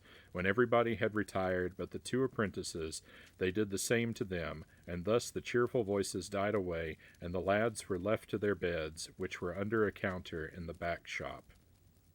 During the whole of this time, Scrooge had acted like a man out of his wits. His heart and soul were in the scene, and with his former self. He corroborated everything, remembered everything, enjoyed everything, and underwent the strangest agitation. It was not until now, when the bright faces of his former self and Dick were turned from them, that he remembered the ghost, and became conscious that it was looking full upon him, with the light upon its head, while the light upon its head burnt very clear.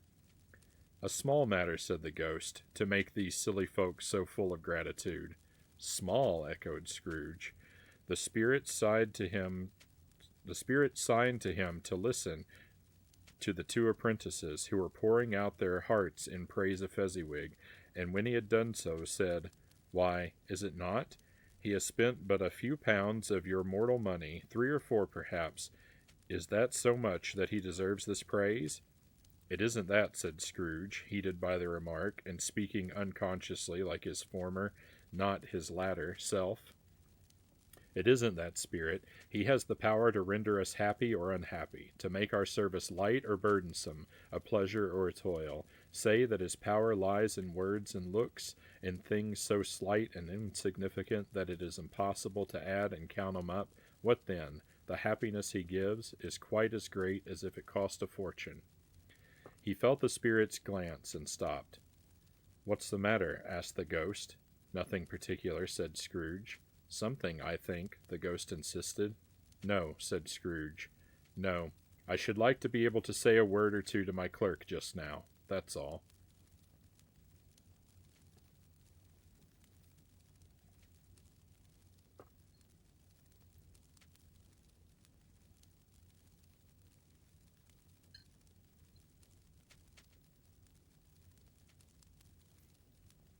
Zergling says, "That's okay. When I hear about Adventure Island or whatever the Pirate Island movie was, I always think of Muppets too."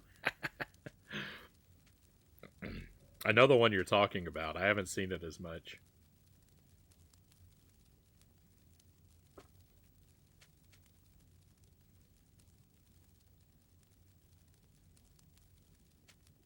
Oh, Jelly said, "Me too. I think you missed my comment before saying it's funny that there's a butler helping you out with the fire because Alfred played Scrooge and he didn't allow more coals."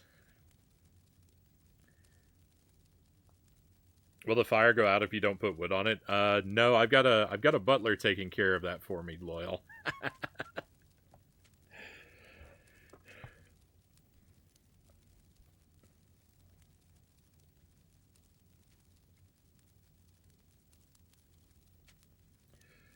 His former self turned down the lamps as he gave utterance to the wish, and Scrooge and the ghost again stood side by side in the open air.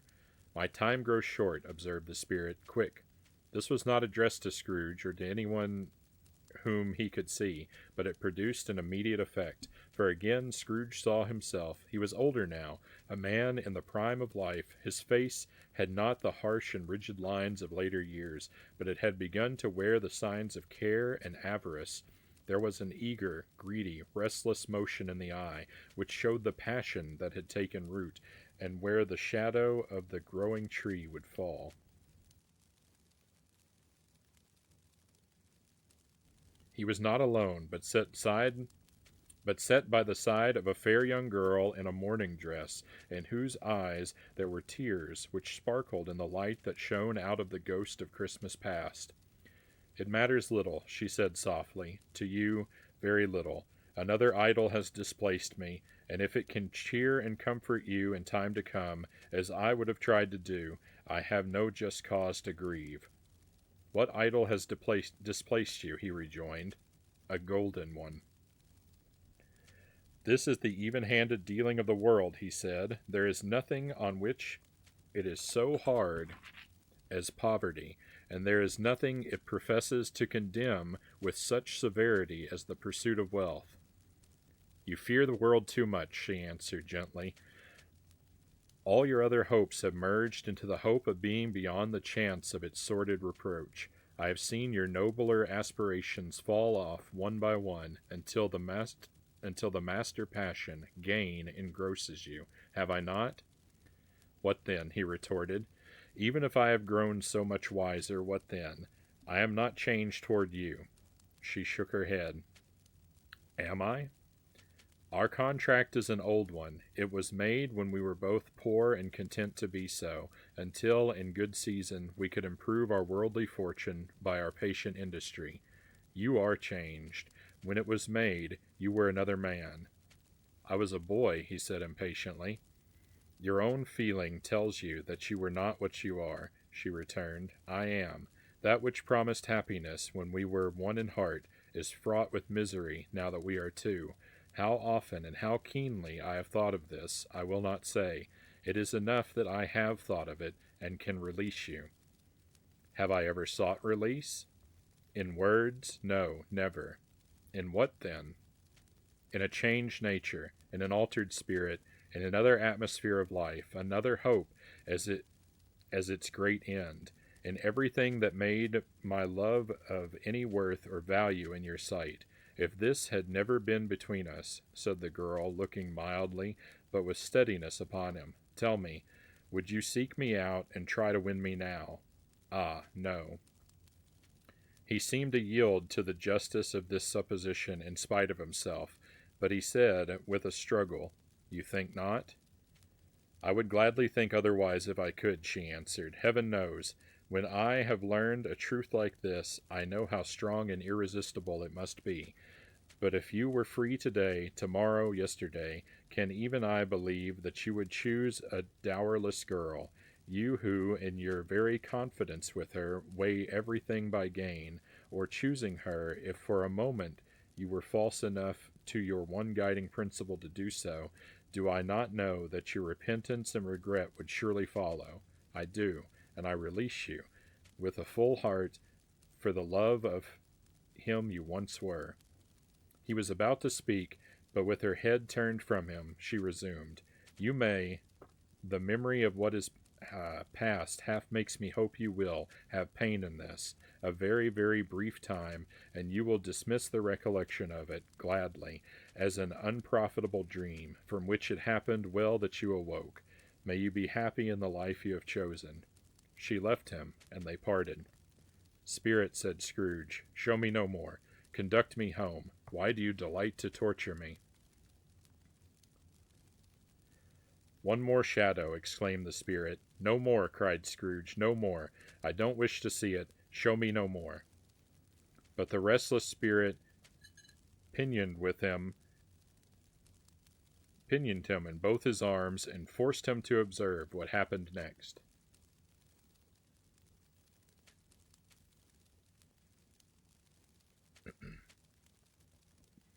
They were in another scene and place, a room, not very large or handsome, but full of comfort.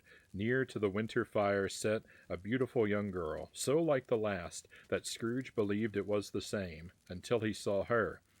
Now a comely matron sitting opposite her daughter. The noise in this room was perfectly tumultuous, for there were more children there than Scrooge in his agitated state of mind could count, and unlike the celebrated herd in the poem, they were not 40 children conducting themselves like one, but every child was conducting itself like 40. The consequences were uproarious beyond belief, but no one seemed to care. On the contrary, the mother and daughter laughed heartily, and enjoyed it very much, and the latter, soon beginning to mingle in the sports, got pillaged by the young brigands most ruthlessly. What would I not have given to be one of them, though I never could have been so rude. No, no, I wouldn't for the wealth of all the world have crushed that braided hair and torn it down, and for the precious little shoe I wouldn't have plucked it off, God bless my soul, to save my life. As to measuring her waist in sport, as they did, bold young brood, I couldn't have done it. I should have expected my arm to have grown round it for a punishment and never come straight again. And yet I should have dearly liked, I own, to have touched her lips, to have questioned her, that she might have opened them, to have looked upon the lashes of her downcast eyes and never raised a blush, to have let loose waves of hair, an inch of which would be a keepsake beyond price. In short, I should have liked, I do confess, to have had the lightest license of a child, and yet been man enough to know its value. But now a knocking at the door was heard, and such a rush immediately ensued, that she, with laughing face and plundered dress, was borne toward it, the center of a flushed and boisterous group, just in time to greet the father, who came home attended by a man laden with Christmas toys and presents. Then the shouting and the struggling and the onslaught that was made on the defenseless porter, the scaling him with chairs for ladders, to dive into his pockets, despoil him of brown paper parcels, hold on tight by his cravat, hug him round the neck, pommel his back, and kick his legs in irrepressible affection. The shouts of wonder and delight with which the development of every package was received, the terrible announcement that the baby had been taken in the act of putting a doll's frying pan in its mouth, and was more than suspected of having swallowed a fictitious turkey glued on a wooden platter. The immense relief of finding this a false alarm, the joy and gratitude and ecstasy, they are all indescribable alike. It is enough that by degrees the children and their emotions got out of the parlor, and by one stair at a time, up to the top of the house, where they went to bed, and so subsided.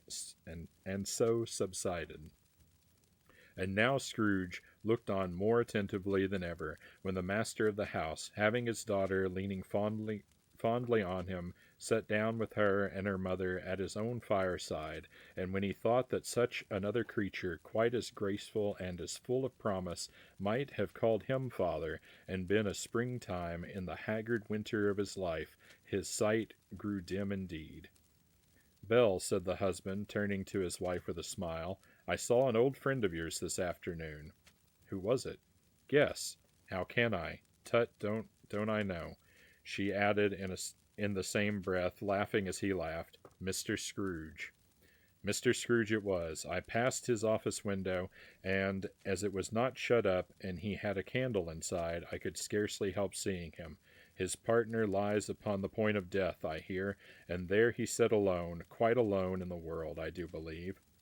Spirit, said Scrooge in a broken voice, remove me from this place. I told you these were shadows of things that have been, said the spirit, that they are what they are. Do not blame me. Remove me, Scrooge exclaimed. I cannot bear it. He turned upon the ghost, and seeing that it looked upon him with a face in which in some strange way there were fragments of all the faces it had shown him, wrestled with it. Leave me, take me back, haunt me no longer. In the struggle, if it can be called a struggle, in which the ghost, with no visible resistance on its own part, was undisturbed by any effort of its adversary, Scrooge observed that its light was burning high and bright, and dimly connecting that with its influence over him, he seized the extinguisher cap, and by a sudden action pressed it down upon its head. The spirit dropped beneath it, so that the extinguisher covered its whole form, but though Scrooge pressed it down with all his force, he could not hide the light, which streamed from under it in an unbroken flood upon the ground. He was conscious of being exhausted and overcome by an irresistible drowsiness, and further, of being in his own bedroom. He gave the cap a parting squeeze, in which his hand relaxed, and had barely time to reel to bed before he sank into a heavy sleep.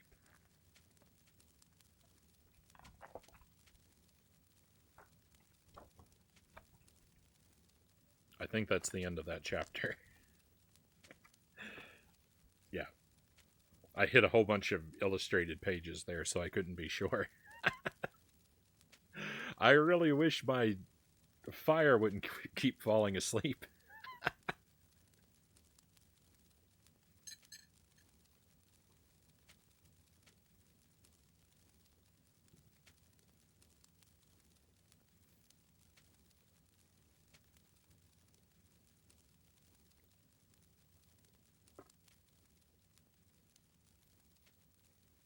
What's this? It won't let me add more wood, but it lets the butler?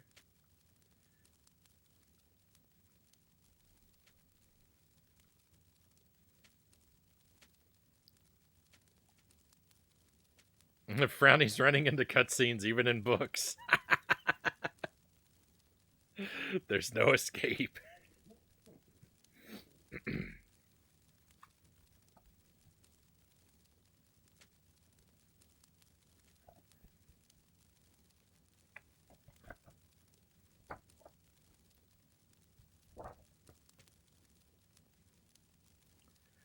All right, here we go, my friends.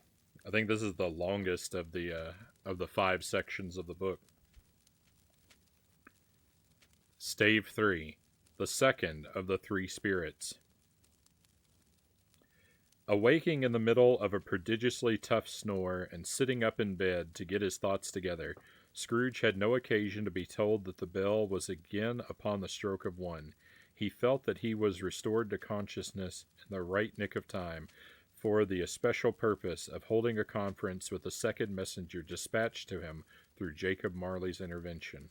But finding that he turned uncomfortably with cold when he began to wonder which of his curtains this new spectre would draw back, he put them every one aside with his own hands, and lying down again, established a sharp lookout all round the bed, for he wished to challenge the spirit on the moment of its appearance, and did not wish to be taken by surprise and made nervous.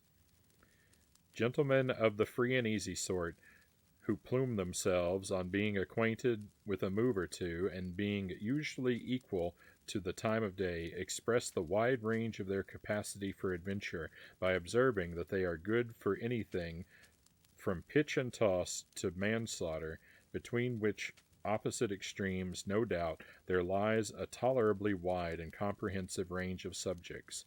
Without venturing for Scrooge quite as hardly as this, I don't mind calling on you to believe that he was ready for a good broad field of strange appearances, and that nothing between a baby and a rhinoceros would have astonished him very much.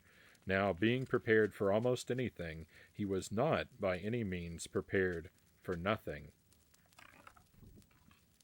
And consequently, when the bell struck 1 and no shape appeared, he was taken with a violent fit of trembling. 5 minutes, 10 minutes, a quarter of an hour went by, yet nothing came. All this time he lay upon his bed, the very core and center of a blaze of ruddy light, which streamed upon it when the clock proclaimed the hour, and which, being only light, was more alarming than a dozen ghosts, as he was powerless to make out what it meant, or would be at, and was sometimes apprehensive that he might be at that very moment an interesting case of spontaneous combustion, without having the consolation of knowing it. At last, however, he began to think, as you or I would have thought at first, for it is always the person not in the predicament who knows what ought to have been done in it, and would unquestionably have done it too. At last, I say, he began to think that the source and secret of this ghostly light might be in the adjoining room, for whence, on further tracing it, it seemed to shine. This idea taking full possession of his mind, he got up softly and shuffled in his slippers to the door. The moment Scrooge's hand was on the lock, a strange voice called him by his name and bade him enter. He obeyed. It was his own room, there was no doubt about that, but it had undergone a surprising transformation. The walls and ceiling were so hung with living green that it looked a perfect grove, from every part of which bright, gleaming berries glistened. The crisp leaves of holly, mistletoe, and ivy reflected back the light, as if so many little mirrors had been scattered there, and such a mighty blaze went roaring up the chimney, as that dull petrification of a hearth had never known in Scrooge's time, or Marley's, or for many and many a winter season gone. Heaped up upon the floor to form a kind of throne were turkeys, geese, game, poultry, brawn, great joints of meat, suckling pigs, long wreaths of sausages, mince pies, plum puddings, barrels of oysters, red-hot chestnuts, cherry-cheeked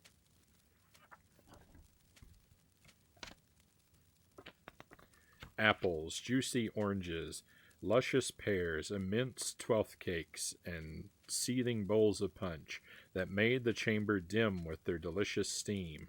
In easy state upon the couch there sat a jolly giant, glorious to see, who bore a glowing torch, in shape not unlike Plenty's horn, and held it up, high up, to shed its light on Scrooge as he came peeping round the door. "Come in," exclaimed the ghost, "come in, and know me better, man." Scrooge entered timidly, and hung his head before the spirit. He was not the dogged Scrooge he had been, and though his eyes were clear and kind, he did not like to meet them. "I am the ghost of Christmas Present," said the spirit. "Look upon me."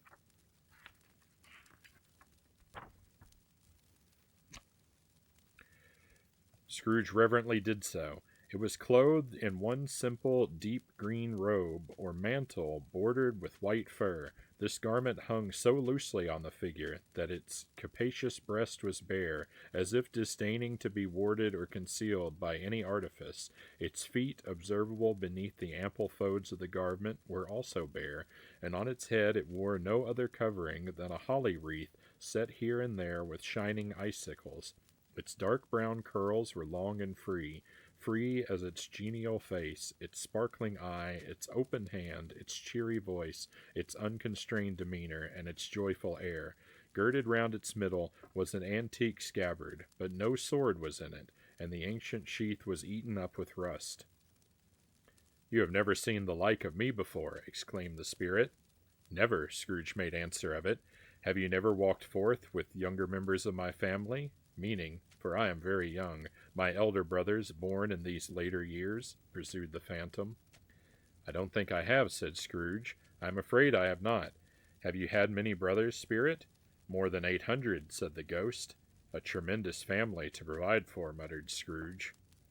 The ghost of Christmas Present rose. "Spirit," said Scrooge submissively, "conduct me where you will. I went forth last night on compulsion, and I learnt a lesson which is working now. Tonight, if you have aught to teach me, let me profit by it.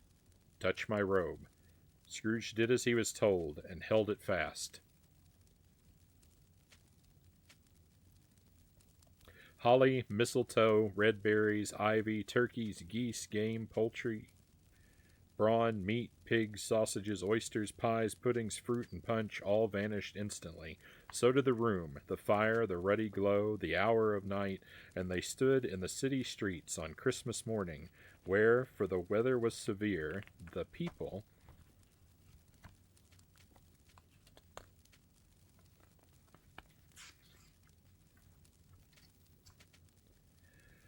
made a rough but brisk and not unpleasant kind of music, in scraping the snow from the pavement in front of their dwellings and from the tops of their houses, whence it was mad delight to the boys to see it come plumping down into the road below and splitting into artificial little snowstorms.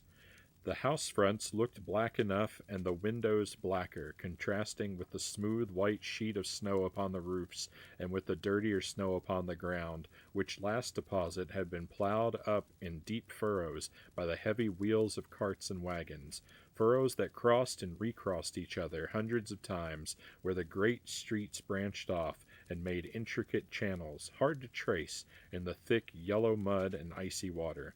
The sky was gloomy, and the shortest streets were choked up with a dingy mist, half thawed, half frozen, whose heavier particles descended in a shower of sooty atoms, as if all the chimneys in Great Britain had, by one consent, caught fire and were blazing away to their dear hearts' content. There was nothing very cheerful in the climate or the town,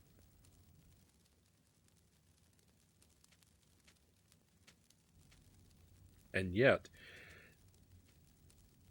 was there an air of cheerfulness abroad that the cleanest summer air and brightest summer sun might have endeavored to diffuse in vain. For the people who were shoveling away on the housetops were jovial and full of glee, calling out to one another from the parapets, and now and then exchanging a facetious snowball, better-natured missile far than many a wordy jest, laughing heartily if it went right, and not less heartily if it went wrong. The poulterers' shops were still half open, and the fruiterers were radiant in their glory. There were great, round, pot-bellied baskets of chestnuts, shaped like the waistcoats of jolly old gentlemen, lolling at the doors and tumbling out into the street in their apoplectic opulence.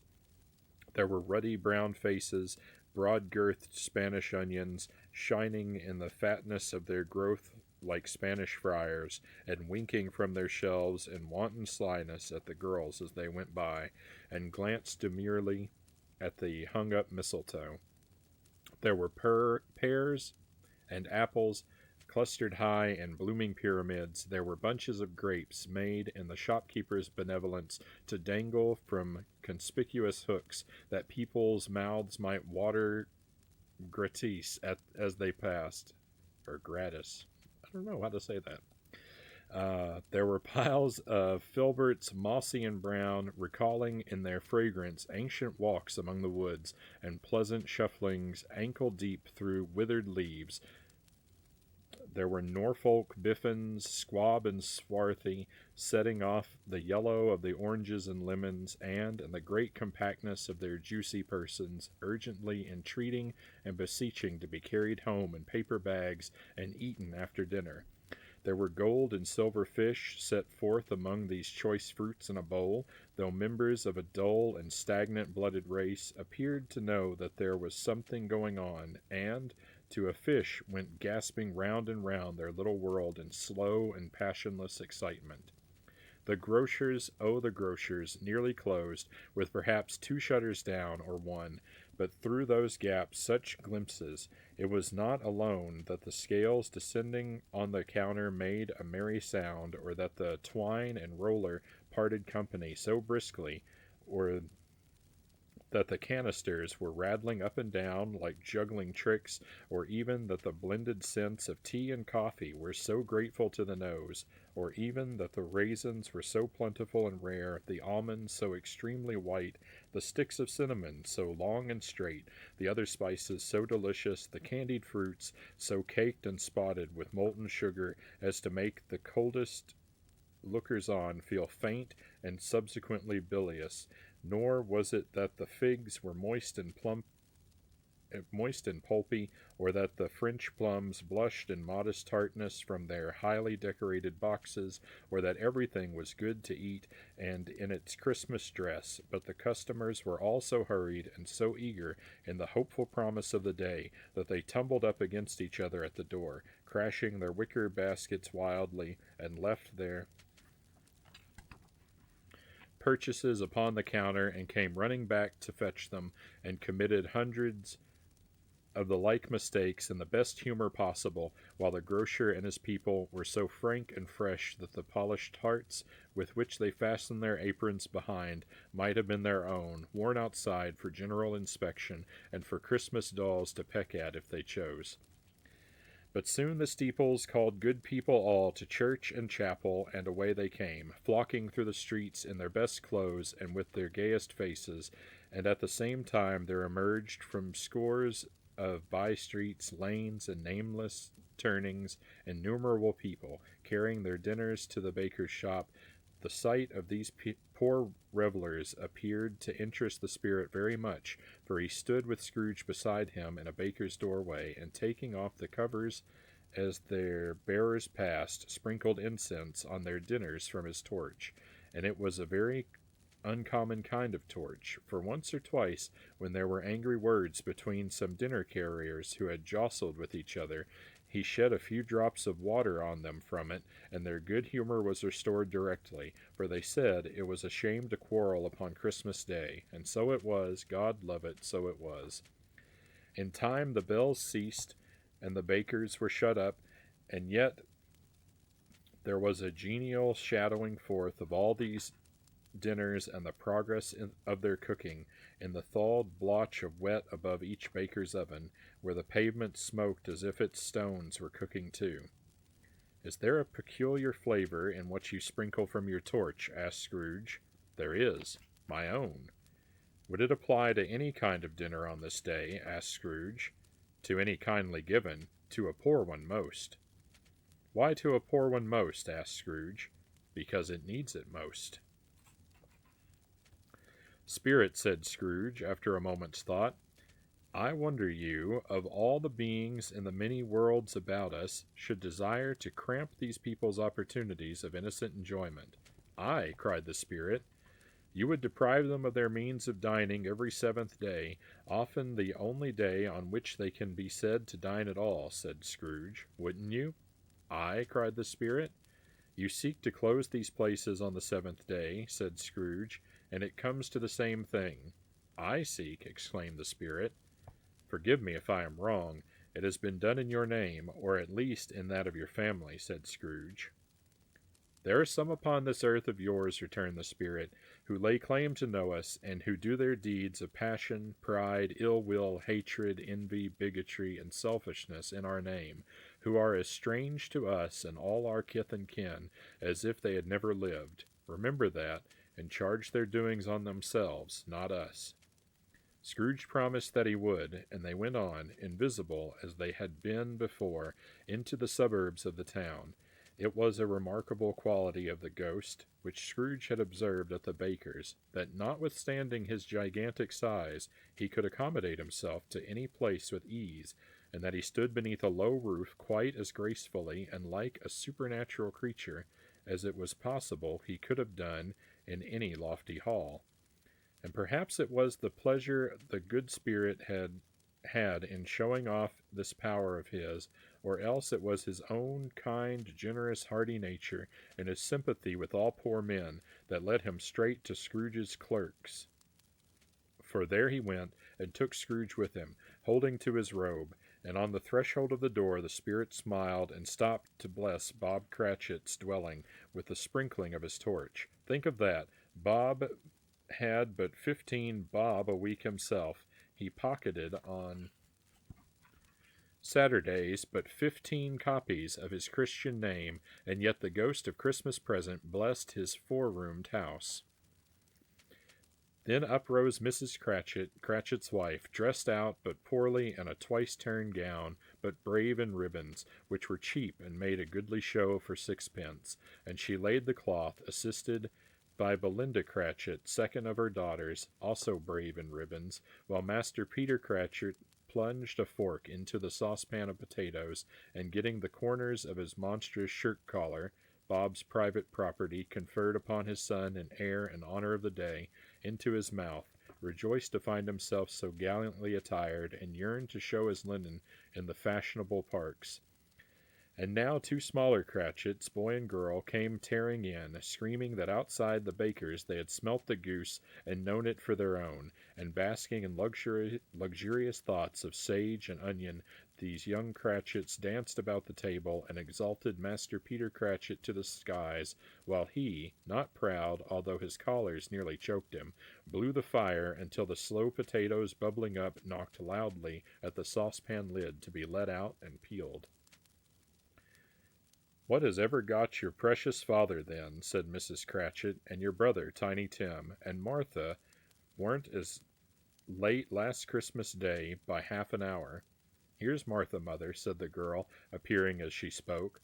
"Here's Martha, mother," cried the two young Cratchits. "Hurrah! There's such a goose, Martha." "Why, bless your little hearts alive, my dear, how late you are," said Mrs. Cratchit, kissing her a dozen times, and taking off her shawl and bonnet for her with officious zeal. "We'd a deal of work to finish up last night," replied the girl, "and had to clear away this morning, mother."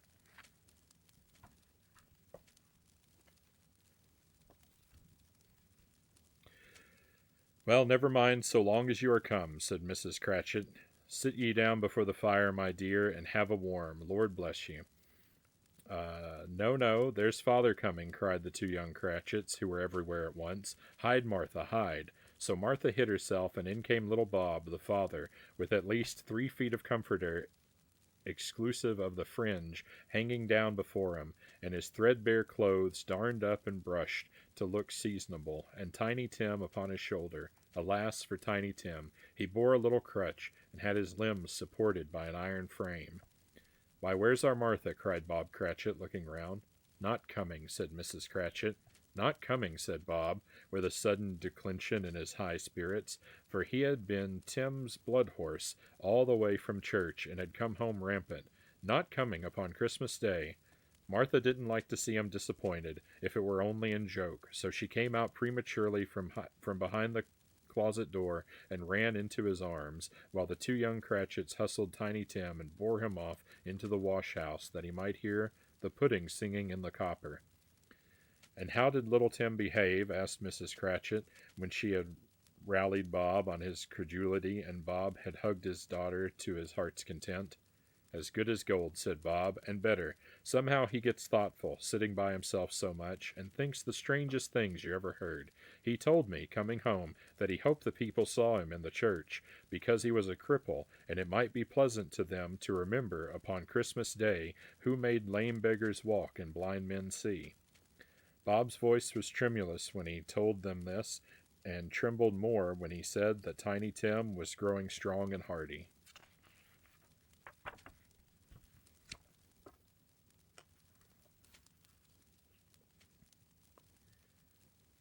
His active little crutch was hurt upon the floor, and back came Tiny Tim before another word was spoken, escorted by his brother and sister to his stool beside the fire, and while Bob, turning up his cuffs as if, poor fellow, they were capable of being made more shabby, compounded some hot mixture in a jug with gin and lemons, and stirred it round and round, and put it on the hob to simmer.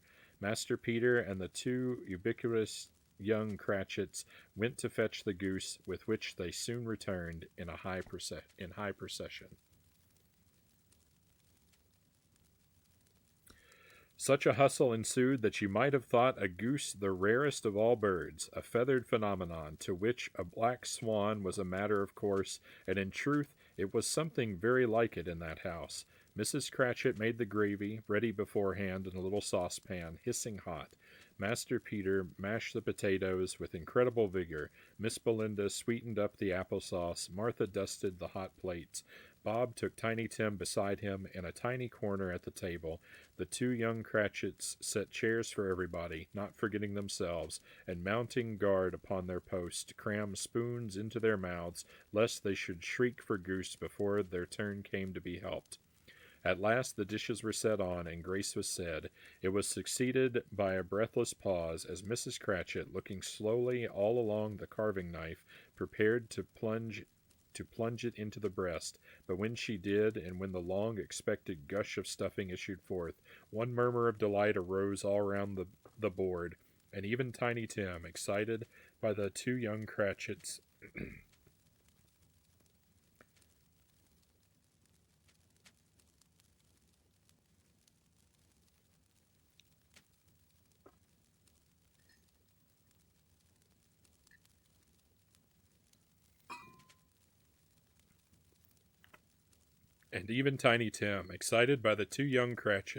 beat on the table with the handle of his knife and feebly cried, "Hurrah!"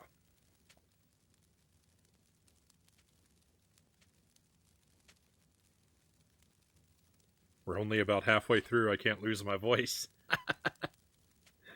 Uh, I hope he didn't forget to add the eggnog to the mashed potatoes. Follow that recipe at your peril, my friends. There never was such a goose. Bob said he didn't believe there ever was such a goose cooked. Its tenderness and flavor, size and cheapness were the themes of universal admiration. Eked out by the applesauce and mashed potatoes, it was a sufficient dinner for the whole family. Indeed, as Mrs. Cratchit said with great delight, surveying one small atom of a bone upon the dish, they hadn't ate it all at last. Yet every one had had enough, and the youngest Cratchits in particular were steeped in sage and onion to the eyebrows. But now, the plates being changed by Miss Belinda, Mrs. Cratchit left the room alone, too nervous to bear witnesses, to take the pudding up and bring it in.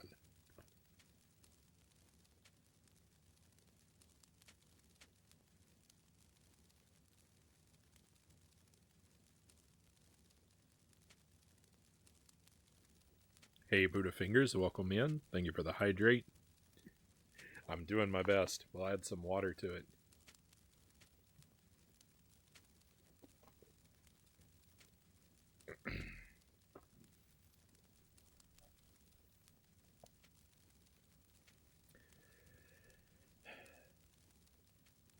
Suppose it should not be done enough. Suppose it should break in turning out. Suppose somebody should have got over the wall of the backyard and stolen it while they were merry with the goose, a supposition at which the two young Cratchits became livid. All sorts of horrors were supposed. Hello, a great deal of steam. The pudding was out of the copper. A smell like a washing day. That was the cloth.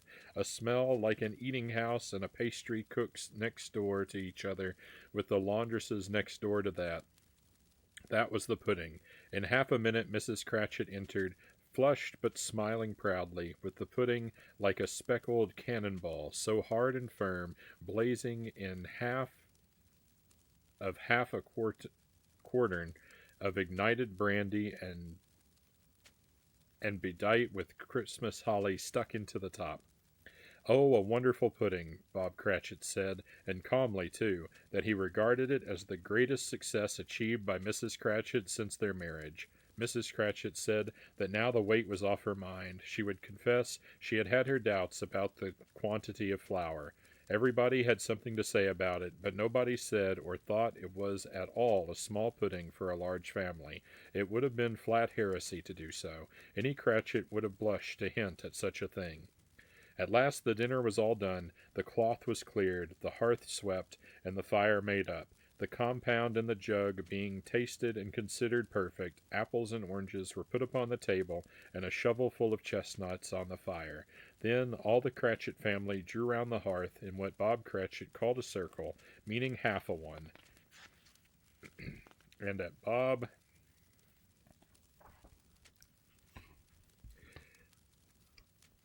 and at Bob Cratchit's elbow stood the family display of glass, 2 tumblers, and a custard cup without a handle. These held the hot stuff from the jug, however, as well as golden goblets would have done, and Bob served it out with beaming looks, while the chestnuts on the fire sputtered and crackled noisily. Then Bob proposed, "A Merry Christmas to us all, my dears. God bless us," which all the family re-echoed. "God bless us, every one," said Tiny Tim, the last of all. He was very close to his father's side, upon his little stool. Bob held his withered little hand in his, as if he loved the child, and wished to keep him by his side, and dreaded that he might be taken from him. "Spirit," said Scrooge, with an interest he had never felt before, "tell me if Tiny Tim will live." "I see a vacant seat." "Oh, no."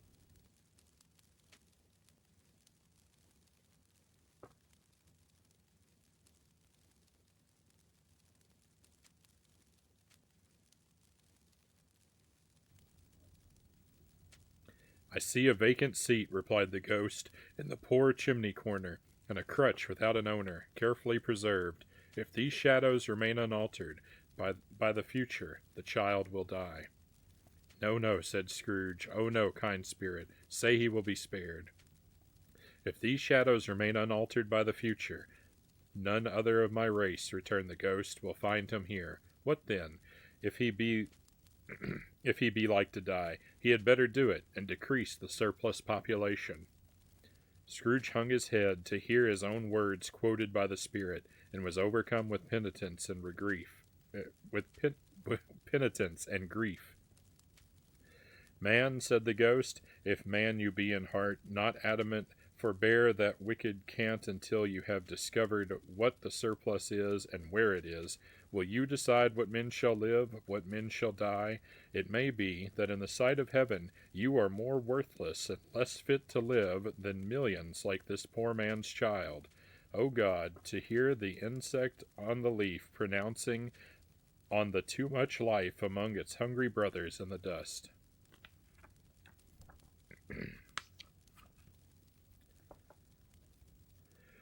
Scrooge bent before the ghost's rebuke, and trembling cast his eyes upon the ground, but he raised them speedily on hearing his own name.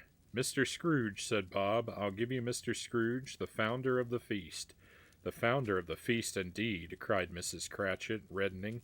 "I wish I had him here. I'd give him a piece of my mind to feast upon, and I hope he'd have a good appetite for it." "My dear," said Bob, "the children, Christmas Day."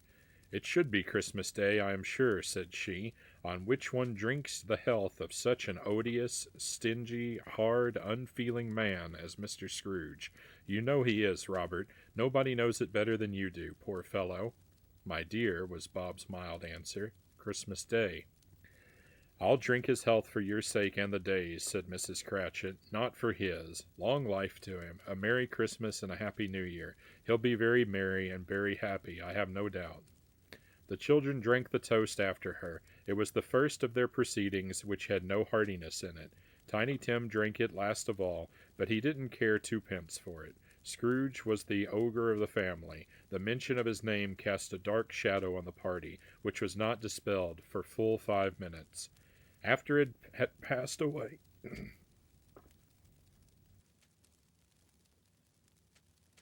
things are getting rough. Hey, Christian Cool, thank you for the thank you for the lurk. After it had passed away, they were 10 times merrier than before, from the mere relief of Scrooge the Baleful being done with.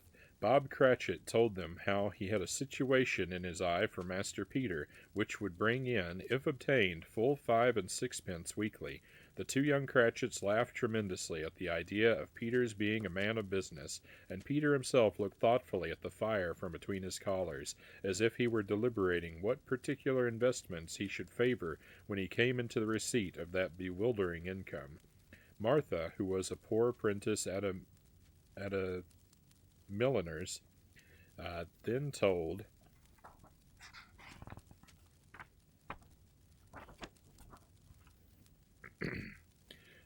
them what kind of work she had to do, and how many hours she worked at a stretch, and how she meant to lie abed tomorrow morning for a good long rest, tomorrow being a holiday she passed at home. Also how she had seen a countess and a lord some days before, and how the lord was much about as tall as Peter, at which Peter pulled up his collars so high that you couldn't have seen his head if you had been there. All this time the chestnuts and the jug went round, and by they had a song about a lost child traveling in the snow from Tiny Tim, who had a plaintive little voice and sang it very well indeed. There was nothing of high mark in this.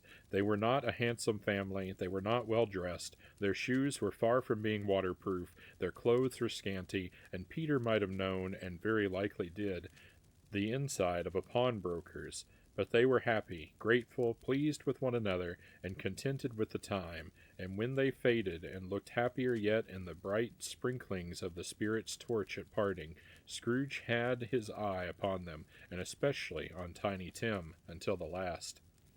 By this time it was getting dark and snowing pretty heavily, and as Scrooge and the spirit went along the streets, the brightness of the roaring fires in kitchens, parlors, and all sorts of rooms was wonderful. Here the flickering of the blaze showed preparations for a cozy dinner, with hot plates baking through and through before the fire, and deep red curtains ready to be drawn to shut out cold and darkness. There, all the children of the house were running out into the snow to meet their married sisters, brothers, cousins, uncles, aunts, and to be the first to greet them. Here, again, were shadows on the window blind of guests assembling, and there a group of handsome girls, all hooded and fur-booted, and all chattering at once, tripped lightly off to some near neighbor's house, where, woe upon the single man who saw them enter, artful switches, well they knew it, in a glow.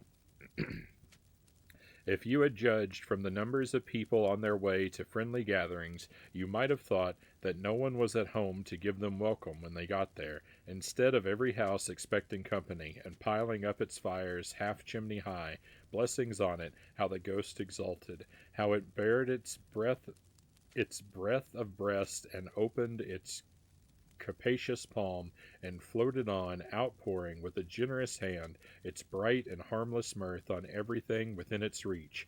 The very lamplighter who ran on before, dotting the dusky street with specks of light, and who was dressed to spend the evening somewhere, laughed out loudly as the spirit passed, though little kenned the lamplighter that he had any company but Christmas.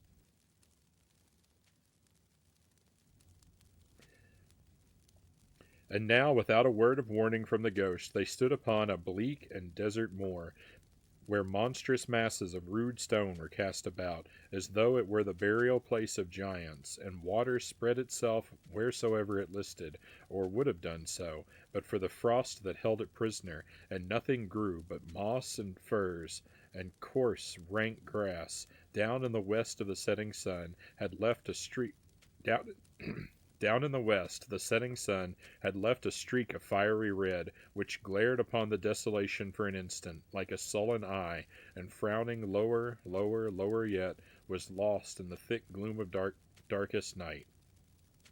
"What place is this?" asked Scrooge. "A place where miners live, who labor in the bowels of the earth," returned the spirit. "But they know me. See."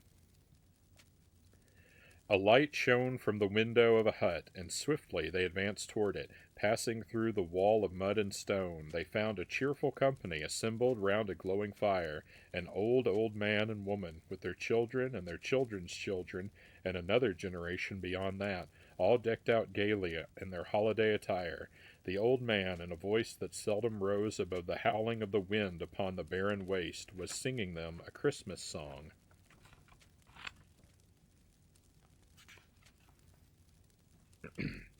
It had been a very old song when he was a boy, and from time to time they all joined in the chorus. So surely as they raised their voices, the old man got blithe and loud, and so surely as they stopped, his vigor sank again. The spirit did not tarry here, but bade Scrooge hold his robe, and passed on above the moor. Sped whither? Not to see, to see. To Scrooge's horror, looking back, he saw the last of the land, a frightful range of rocks behind them, and his ears were deafened by the thundering of water as it rolled and roared and raged among the dreadful caverns it had worn, and fiercely tried to undermine the earth. Built upon a dismal reef of sunken rocks, some league or so from shore, on which the waters chafed and dashed the wild year through, there stood a solitary lighthouse. Great heaps of seaweed clung to its base, and storm birds, born of the wind, one might suppose, as seaweed of the water, rose and fell about it like the waves they skimmed. But even here, two men who watched the light had made a fire that through the loophole in the thick stone wall shed out a ray of brightness on the awful sea. Joining their horny hands over the rough table at which they sat, they wished each other Merry Christmas in their can of grog. And one of them, the elder too, with his face all damaged and scarred with hard weather, as the figurehead of an old ship might be, struck up a sturdy song that was like a gale in itself. Again the ghost sped on, above the black and heaving sea, on, until being far away, as he told Scrooge, from any shore, they lighted on a ship. They stood beside the helmsman at the wheel, the lookout in the bow, the officers who had the watch, dark, ghostly figures in their several stations, but every man among them hummed a Christmas tune, or had a Christmas thought, or spoke below his breath to his companion of some bygone Christmas day, with homeward hopes belonging to it, and every man on board, waking or sleeping, good or bad, had had a kinder word for another on that day than on any day in the year, and had shared to some extent in its festivities, and had remembered those he cared for at a distance, and had known that they delighted to remember him.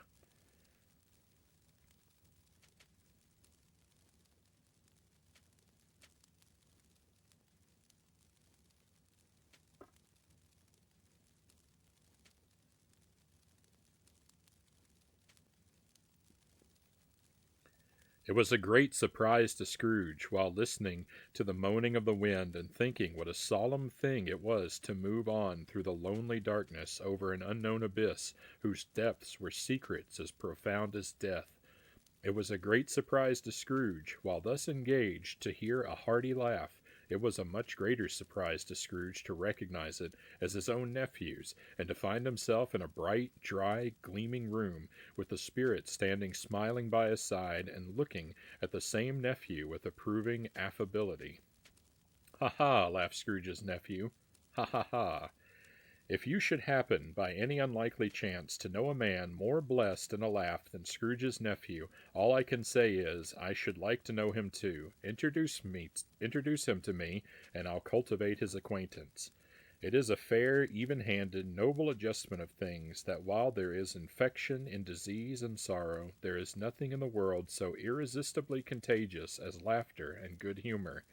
When Scrooge's nephew laughed in this way, holding his sides, rolling his head, and twisting his face into the most extravagant contortions, Scrooge's niece, by marriage, laughed as heartily as he, and their assembled friends, being not a bit behindhand, roared out lustily, "Ha ha! Ha ha ha ha!"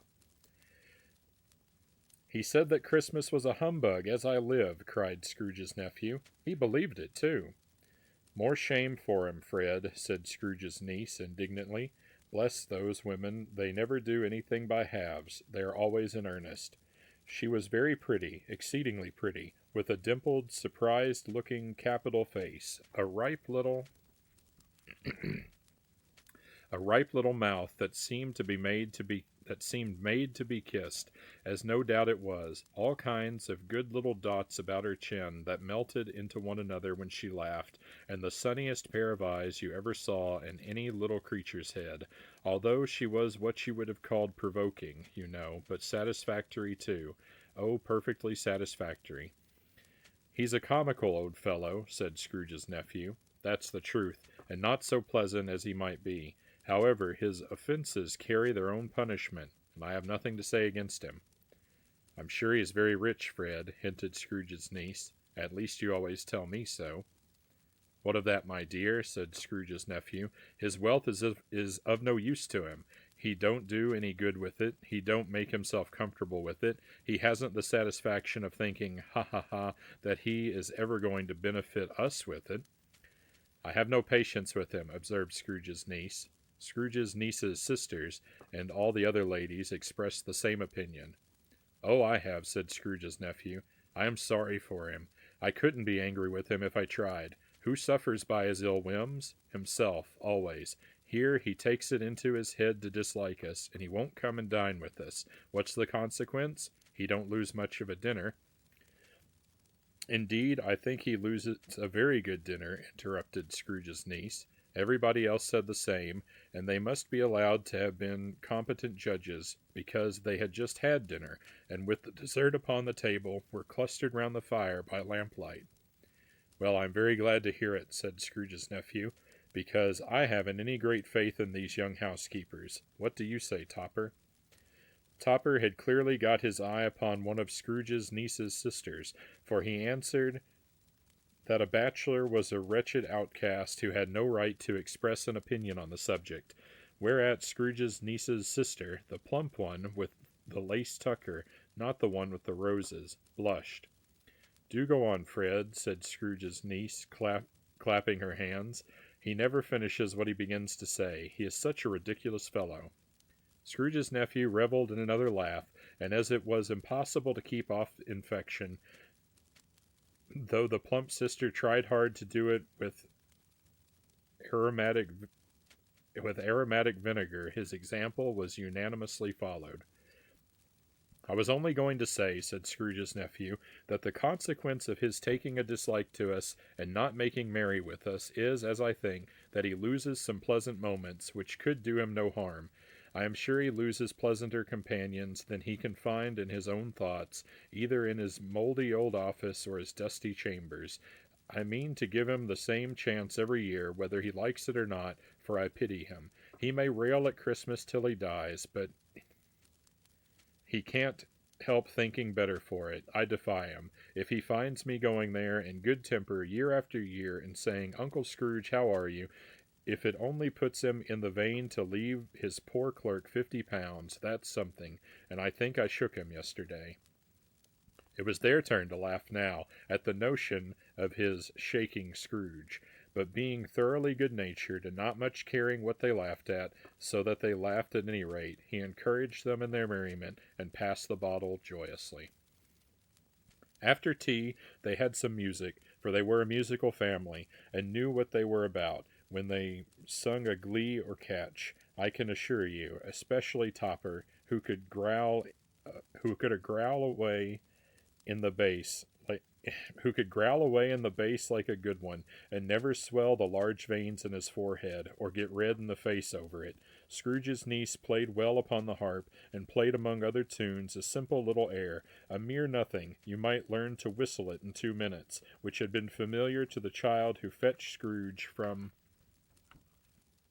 the boarding school, as he had been reminded by the ghost of Christmas past.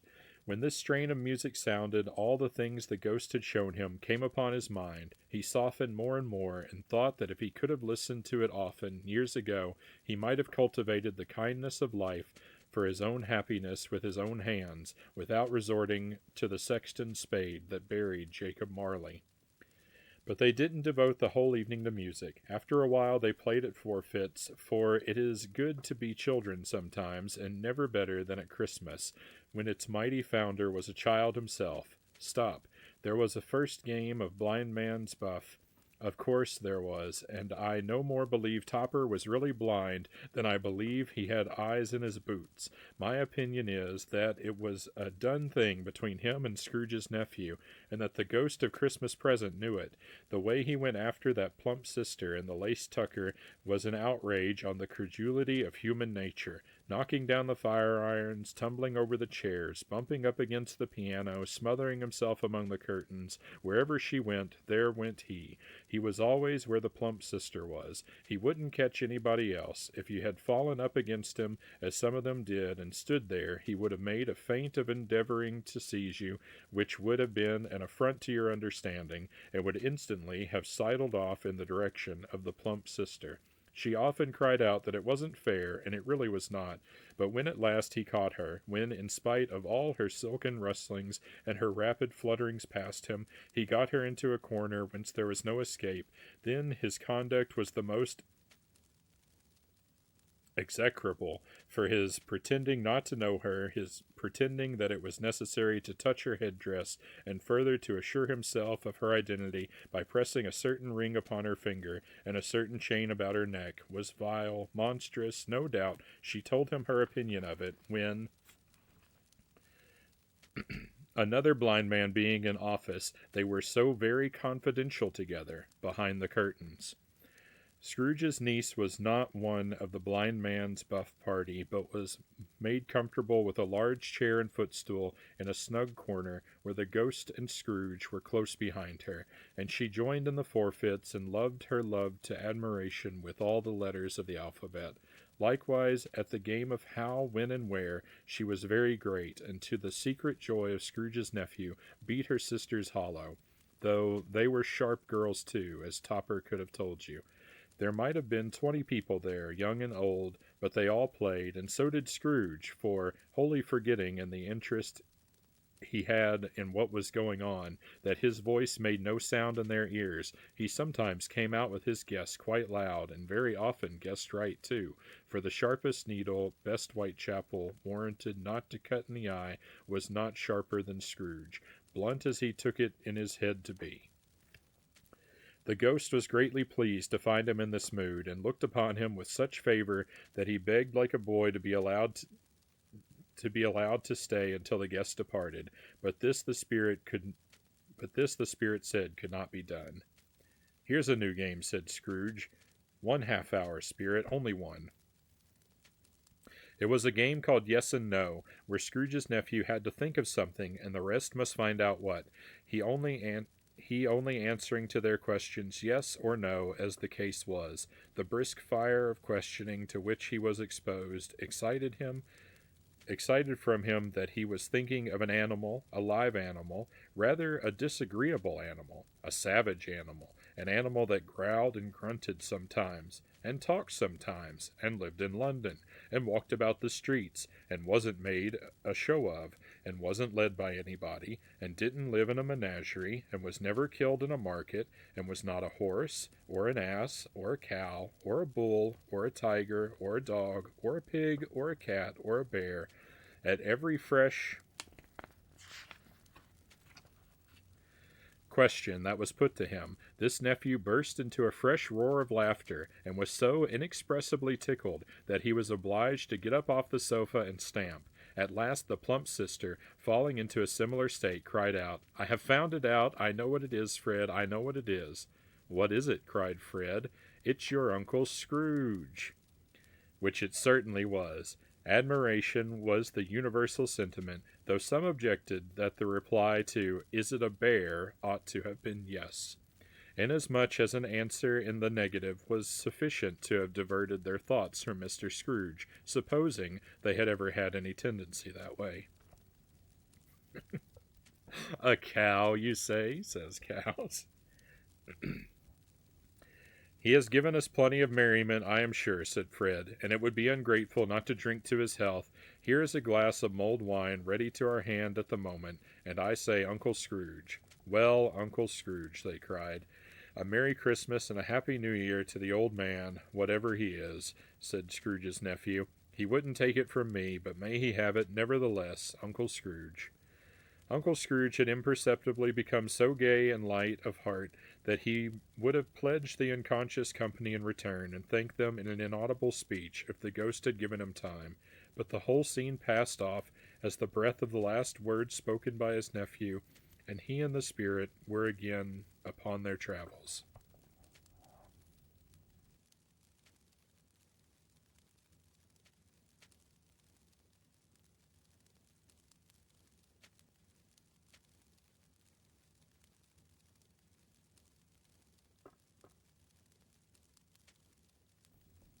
Frownie, you're too much, says Luke Cage. I try my best.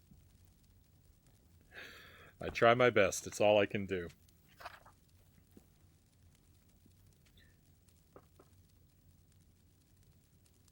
What's that massive jug drink? It's tea, Master Tuesday.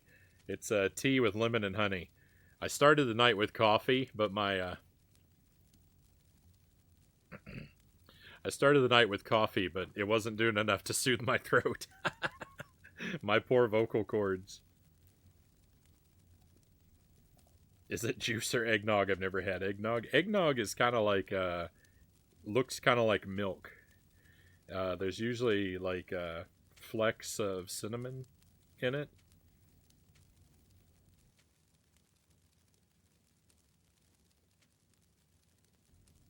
But appearance wise, it's kind of like a very thick milk.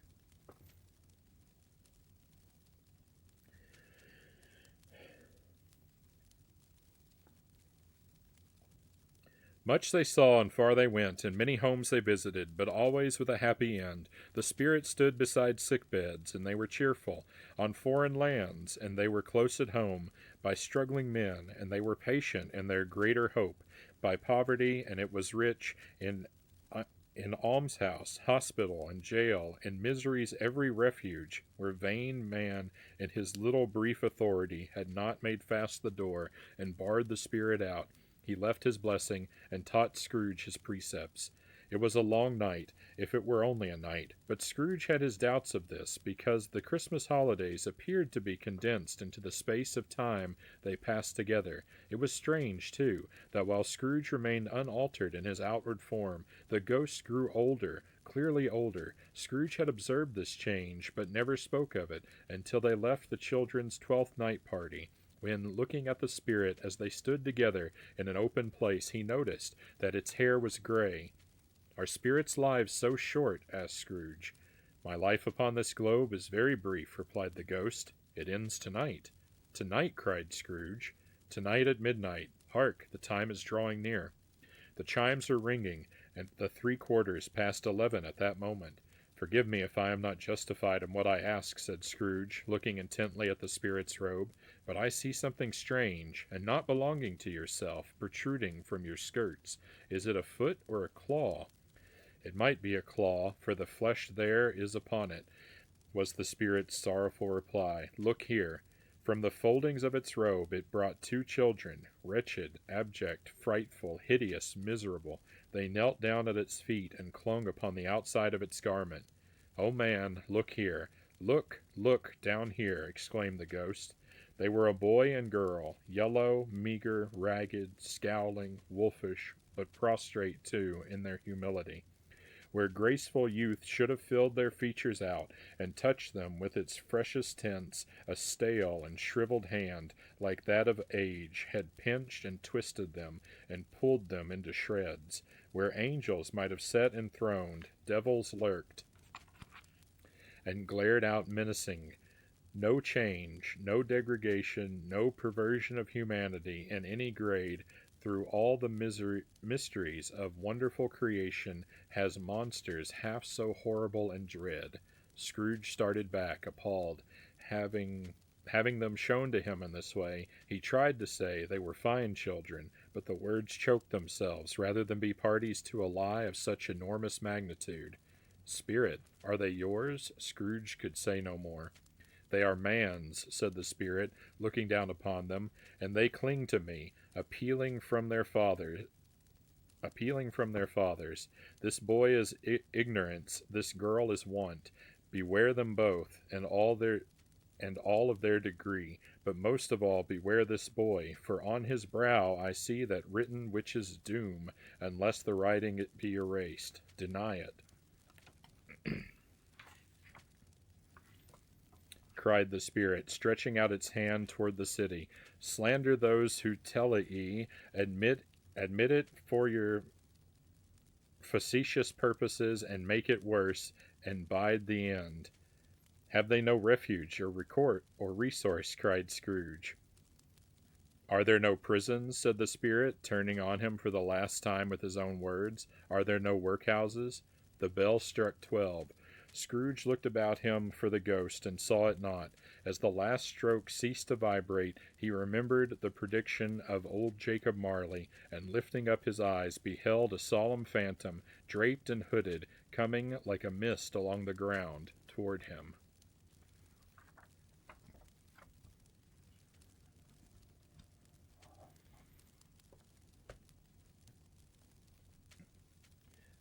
Tuesday says, I keep meaning to try eggnog, but I rarely remember and can't find it in shops when I do. Which reminds me, I need to try the McRib while I can.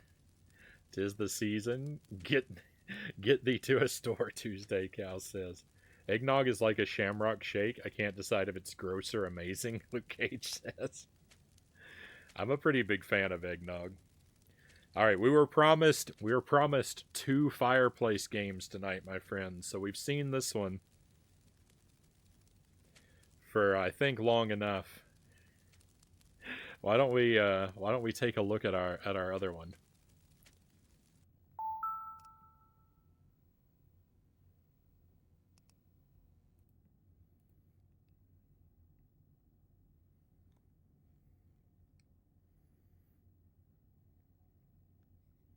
So that was Cozy Fire. We spent a good long time with that one.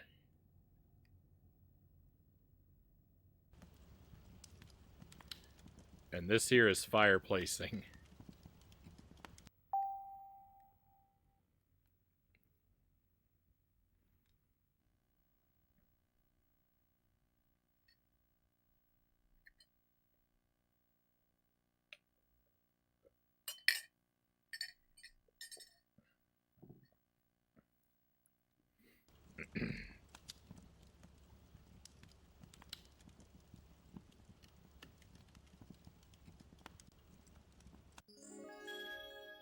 All right, here we go. So let's see our options here. Classic, romantic, Christmas.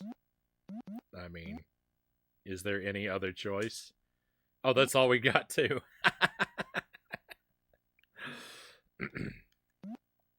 All right, well, why don't we... I think there are 2 staves left. We'll hang out with, oh, and we're going to go automatic. We'll hang out with classic for a stave, and then we'll switch to Christmas for the grand finale. The McRib is pretty gross. They keep getting me because I keep getting more excited it's back than remembering the regret. Buddhafinger says, I like a McRib, gross or not.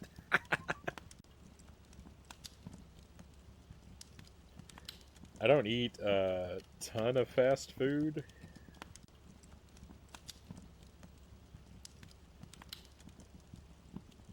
But I'll usually grab a couple McRibs when they come around. Although it's out right now and I still haven't had one. I'm stuck in a McLoop. All right, my friends. Stave 4. The Last of the Spirits. The phantom slowly, gravely, silently approached. When it came near him, Scrooge bent down upon his knee, for in the very air through which the spirit moved it seemed to scatter gloom and mystery. It was shrouded in a deep black garment, which concealed its head, its face, its form, and left nothing of it visible save one outstretched hand. But for this it would have been difficult to detach its figure from the night and separate it from the darkness by which it was surrounded. He felt that it was tall and stately when it came beside him, and that its mysterious presence filled him with a solemn dread. He knew no more, for the spirit neither spoke nor moved. "I am in the presence of the ghost of Christmas yet to come," said Scrooge. The spirit answered not, but pointed onward with its hand. "You're about to show me shadows of the things that have not happened, but will happen in the time before us," Scrooge pursued. "Is that so, spirit?" The upper portion of the garment was contracted for an instant to its folds, as if the spirit had inclined its head. That was the only answer he received. Although well used to ghostly company by this time, Scrooge feared the silent shape so much that his legs trembled beneath him, and he found that he could hardly stand when he prepared to follow it. The spirit paused a moment, as observing his condition and giving him time to recover. But Scrooge was all the worse for this. It thrilled him with a vague, uncertain horror to know that behind the dusky shroud there were ghostly eyes intently fixed upon him, while he, though he stretched his own to the uttermost, could see nothing but a spectral hand and one great heap of black. "Ghost of the future," he exclaimed, "I fear you more than any spectre I have seen. But as I know your purpose is to do me good, and as I hope to live to be another man from what I was, I am prepared to bear your company, and to do it with a thankful heart. Will you not speak to me?" It gave him no reply. The hand was pointed straight before him. "Lead on," said Scrooge. "Lead on. The night is waning fast, and it is precious time to me, I know. Lead on, spirit." The phantom moved away as it had come toward him. Scrooge followed in the shadow of its dress, which bore him up, he thought, and carried him along.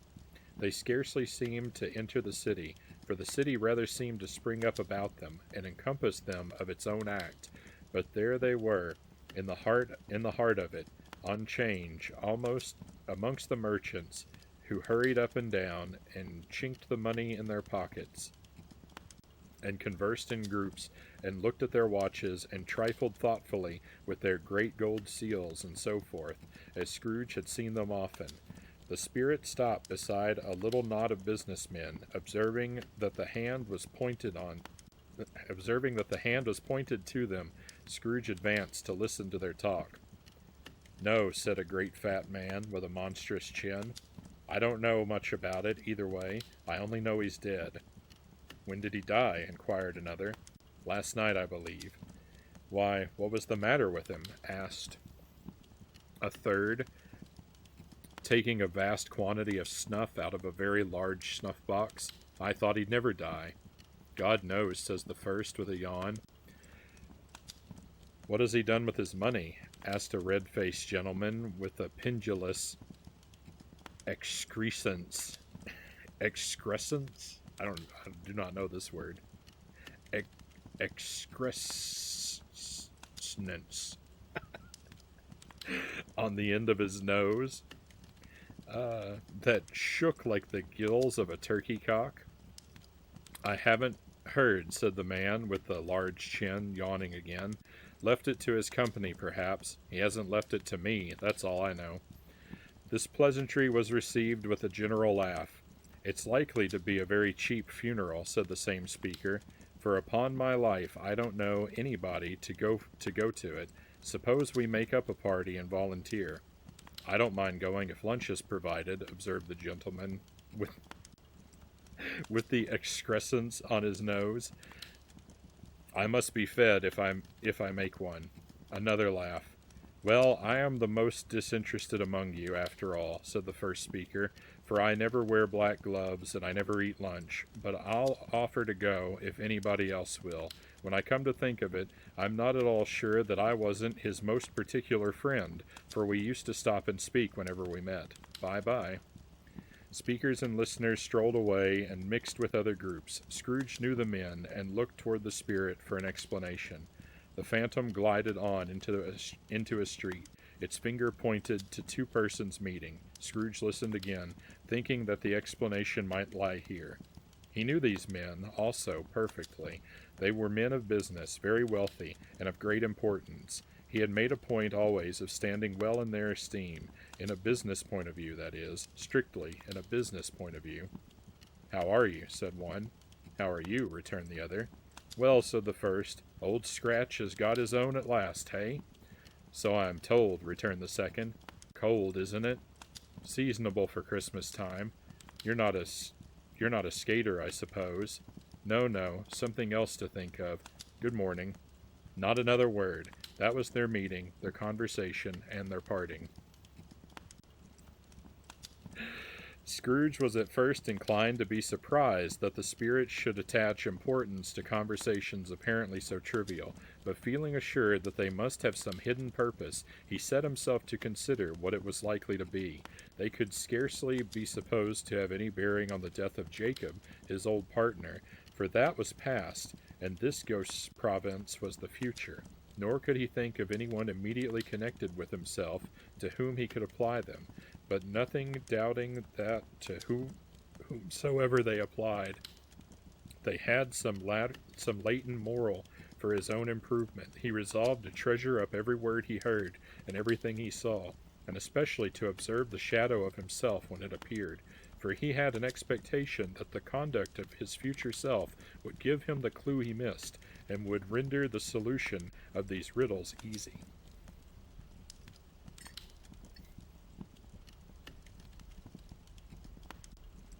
I don't know that word either, and I'm thankful for not knowing it, Cal says. He looked about to that very place for his own image, but another man stood in his accustomed corner, and though the clock pointed to his usual time of day for being there, he saw no likeness of himself among the multitudes that poured in through the porch.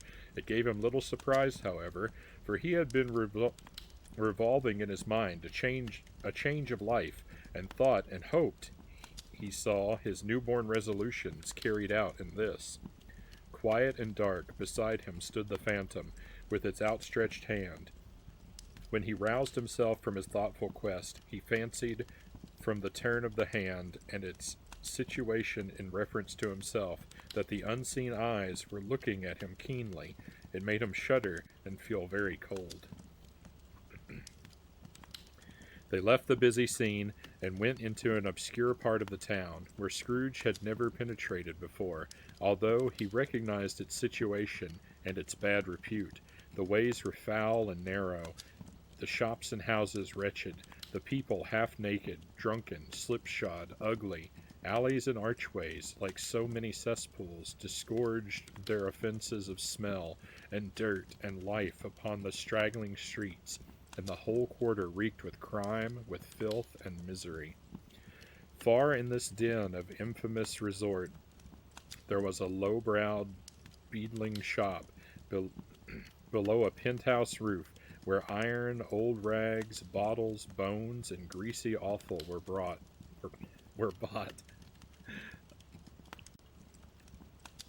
My misspeakings are intensifying.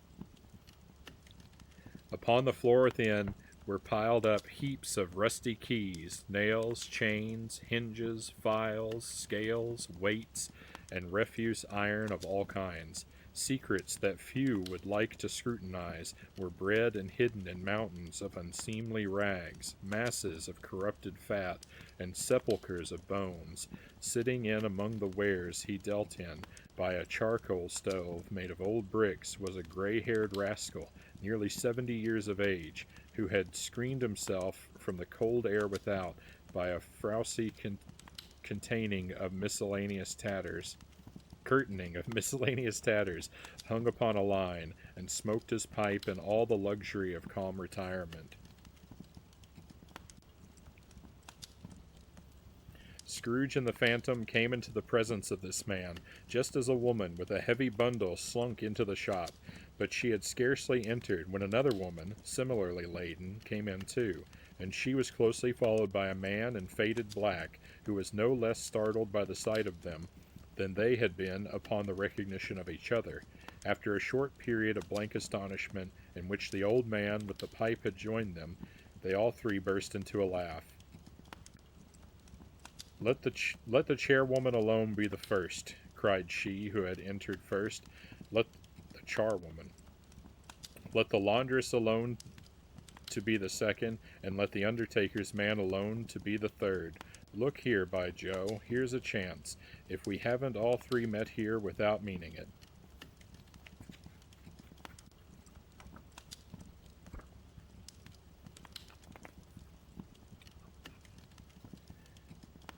You couldn't have met in a better place, said old Joe, removing his pipe from his mouth. Come into the parlor. You were made free of it long ago, you know, and the other two ain't strangers. Stop till I shut the door of the shop. Ah, how it shrieks. There ain't such a rusty bit of metal in the place as its own hinges, I believe, and I'm sure there's no such old bones here as mine. Ha ha. And we're all suitable to our calling. We're all matched. Come into the parlor, come into the parlor.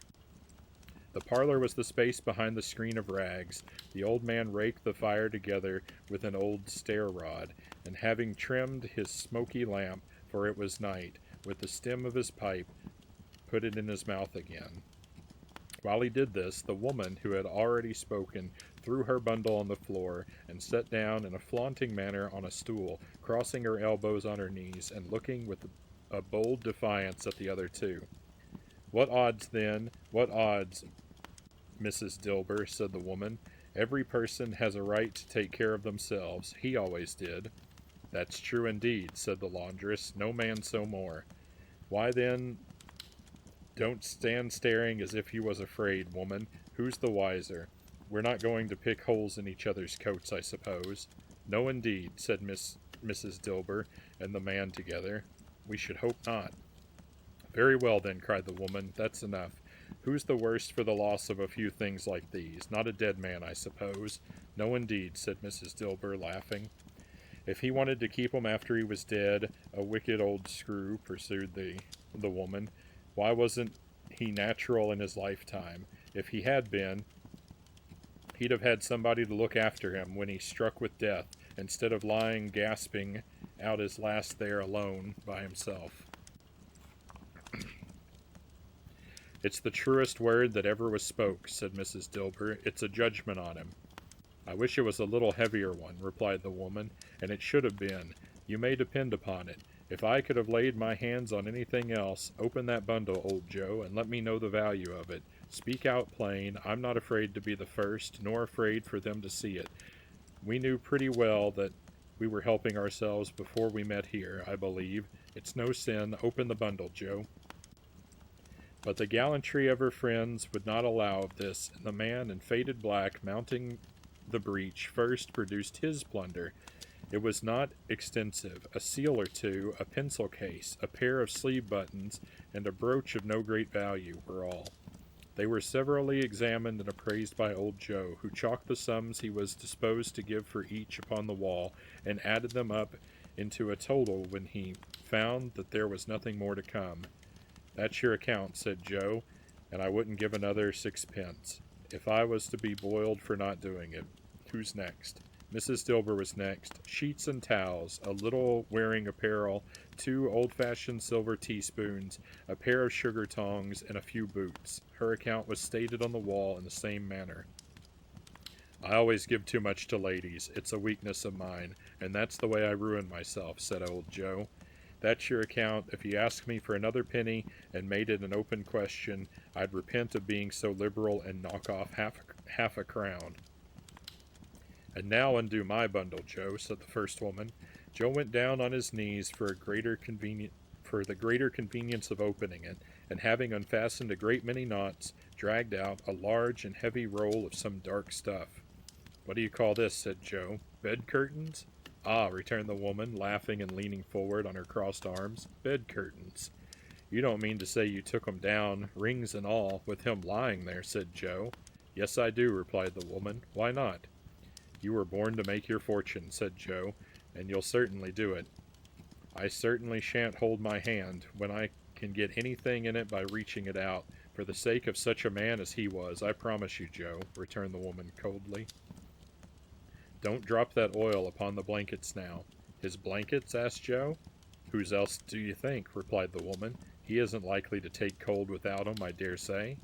I hope he didn't die of anything catching, eh? Said old Joe, stopping in his work and looking up. Don't you be afraid of that, returned the woman. I ain't so fond of his company that I'd loiter about him for such things if he did. Ah, you may look through that shirt till your eyes ache, but you won't find a hole in it, nor a threadbare place. It's the best he had, and a fine one too. They'd have wasted it if it hadn't been for me. What do you call wasting of it? Asked old Joe. Putting it on him to be buried in, to be sure, replied the woman with a laugh. Somebody was fool enough to do it, but I took it off again. If calico ain't good enough for such a purpose, it isn't good enough for anything. It's quite as becoming to the body. He can't look uglier than he did in that one. Scrooge listened to this dialogue in horror, as they sat grouped about their spoil, in the scanty light afforded by the old man's lamp. He viewed them with a detestation and disgust, which could hardly have been greater, though they had been obscene demons, marketing the corpse itself. Ha ha, laughed the same woman, when old Joe, producing a flannel bag with money in it, told out their several gains upon the ground. This is the end of it, you see. He frightened everyone away from him when he was alive to profit us when he was dead. Ha ha ha. Spirit, said Scrooge, shuddering from head to foot. I see, I see. The case of this unhappy man might be my own. My life tends that way now. Merciful heaven, what is this? He recoiled in terror, for the scene had changed, and now he almost touched a bed, a bare, uncurtained bed, on which, beneath a ragged sheet, there lay a something covered up, which, though it was dumb, announced itself in awful language. The room was very dark, too dark to be observed with any accuracy, though Scrooge glanced round it in obedience to a secret impulse, anxious to know what kind of room it was. A pale light, rising in the outer air, fell straight upon the bed, and on it, plundered and bereft, unwatched, unwept, uncared for, was the body of this man. Scrooge glanced toward the phantom. Its steady hand pointed to the head. The cover was so carelessly adjusted that the slightest raising of it, the motion of a finger upon Scrooge's part, would have disclosed the face. He thought of it, felt how easy it would be to do, and longed to do it, but had no more power to withdraw the veil than to dismiss the spectre at his side. O cold, cold, rigid, dreadful death, set upon thine altar here, and dress it with such terrors as thou hast at thy command, for this is thy dominion, but of the loved, revered, and honored head thou canst not turn one hair to thy dread purposes, or make one feature odious. It is not that the hand is heavy and will fall down when released. It is not that the heart and pulse are still, but that the hand was open, generous and true, the heart brave, warm, and tender, and the pulse a man's. Strike, shadow, strike, and see his good deeds springing from the wound to sow the world with life immortal. No voice pronounced these words in Scrooge's ears, and yet he heard them when he looked upon the bed. He thought, if this man could be raised up now, what would be his foremost thoughts? Erebus, hard dealing, griping cares, they have brought him to a rich end, truly. He lay in the dark, empty house, with not a man, a woman, or a child, to say he was kind to me in this or that, or for the memory of one kind word I will be kind to him. A cat was tearing at the door, and there was a sound of gnawing rats beneath the hearthstone. What they wanted in the room of death, and why they were so restless and disturbed, Scrooge did not dare think. Evening Board Jams, welcome in. Spirit, he said, this is a fearful place, and leaving it, I shall not leave its lesson. Trust me. Let us go. Still the ghost pointed with an unmoved finger to the head. I understand you, Scrooge returned, and I would do it if I could, But I have not the power, spirit, I have not the power. Again it seemed to look upon him. If there is any person in the town who feels emotion caused by this man's death, said Scrooge, quite agonized, show that person to me, spirit, I beseech you. The phantom spread its dark robe before him for a moment like a wing, and withdrawing it, revealed a room by daylight where a mother and her children were. She was expecting someone, and with anxious eagerness, for she walked up and down the room, started at every sound, looked out from the window, glanced at the clock, tried, but in vain, to work with her needle, and could hardly bear the voices of the children in their play. At length the long-expected knock was heard. She hurried to the door, and met her husband, a man whose face was careworn and depressed. Though he was young, there was a remarkable expression in it now, a kind of serious delight of which he felt ashamed, and which he struggled to repress. He sat down to the dinner that had been hoarding for him by the fire, and when she asked him faintly what news, which was not until after a long silence, he appeared embarrassed how to answer. Is it good, she said, or bad, to help him? Bad, he answered. We are quite ruined? No, there is hope yet, Caroline. If he relents, she said, amazed, there is, nothing is past hope, if such a miracle has happened. He is past relenting, said her husband. He is dead. She was a mild and patient creature if her face spoke truth, but she was thankful in her soul to hear it, and she said so with clasped hands. She prayed forgiveness the next moment and was sorry, but the first was the emotion of her heart. What the half-drunken woman whom I told you of last night said to me when I tried to see him and obtain a week's delay, and what I thought was a mere excuse to avoid me, turns out to have been quite true. He was not only very ill, but dying then. To whom will our debt be transferred? I don't know, but before the time we shall be ready with the money, and even though we were not, it would be bad fortune indeed to find so merciless a creditor as his successor. In his successor. We may sleep tonight with light hearts, Caroline. Yes, soften it as they would, their hearts were lighter. The children's faces, hushed and clustered round to hear what they so little understood, were brighter, and it was a happier house for this man's death. The only emotion that the ghost could show him, caused by the event, was one of pleasure.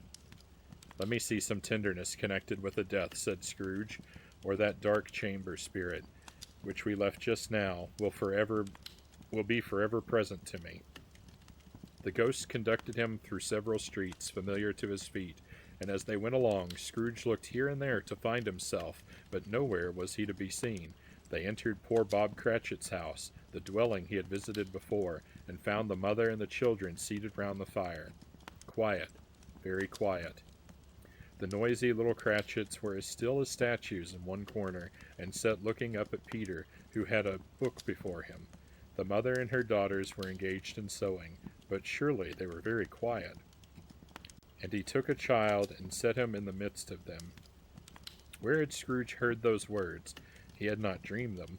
The boy must have read them out as he and the spirit crossed the threshold. Why did he not go on? The mother laid her work upon the table and put her hand up to her face. The color hurts my eyes, she said. The color? Ah, poor Tiny Tim. They're better now again, said Cratchit's wife. It makes them weak by candlelight, and I wouldn't show weak eyes to your father when he comes home, for the world. It must be near his time. Past it, rather, Peter answered, shutting up his book. But I think he's walked a little slower than he used for these few last evenings, Mother. They were very quiet again. At last she said, and in a steady, cheerful voice that only faltered once, I have known him walk with Tiny Tim upon his shoulders very fast indeed.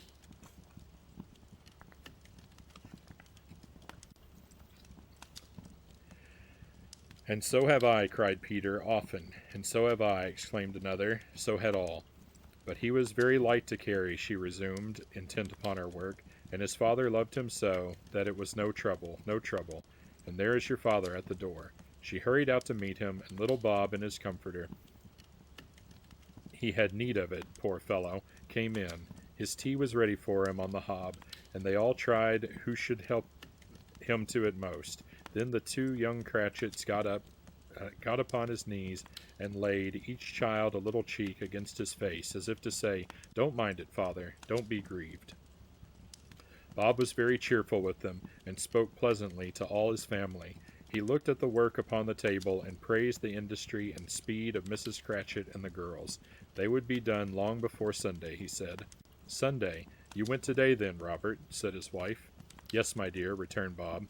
"I wish you could have gone. It would have done you good to see how green a place it is. But you'll see it often. I promised him that I would walk there on a Sunday. My little child," cried Bob. "My little child." He broke down all at once. He couldn't help it. If he could have helped it, he and his child would have been farther apart perhaps than they were. He left the room, and went upstairs into the room above, which was lighted cheerfully and hung with Christmas. There was a chair set close beside the child, and there were signs of someone having been there lately. Poor Bob sat down in it, and when he had thought a little and composed himself, he kissed the little face. He was reconciled to what had happened, and went down again quite happy. Hey, Angelus, welcome in. Pleasure to have you here, my friend. We're doing some reading, so it's not a very chatty chat tonight. But I very much appreciate the raid, and I hope your stream went well. They drew about the fire and talked. The girls and mother were working still. Bob told them of the extraordinary kindness of Mr. Scrooge's nephew, whom he had scarcely seen but once, and who, meeting him in the street that day, and seeing that he looked just a little down, you know, said Bob, inquired what had happened to distress him, on which said Bob, "For he is the pleasantest spoken gentleman you ever heard, I told him. I am heartily sorry for it, Mr. Cratchit," he said, "and heartily sorry for your good wife. By the by, how he ever knew that, I don't know." "Knew what, my dear?" "Why, that you were a good wife," replied Bob. "Everybody knows that," said Peter. "Very well observed, my boy," cried Bob. "I hope they do. Heartily sorry," he said, "for your good wife. If I can be of service to you in any way," he said, giving me his card, "that's where I live. Pray come to me." "Now it wasn't," cried Bob, "for the sake of anything he might be able to do for us, so much as for his kind way, that this was quite delightful.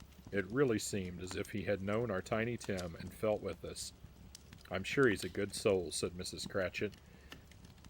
"You would be surer of it, my dear," returned Bob, "if you saw him and spoke to him.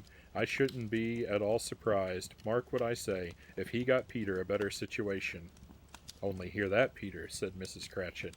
"And then," cried one of the girls, "Peter will be keeping company with someone and setting up for himself."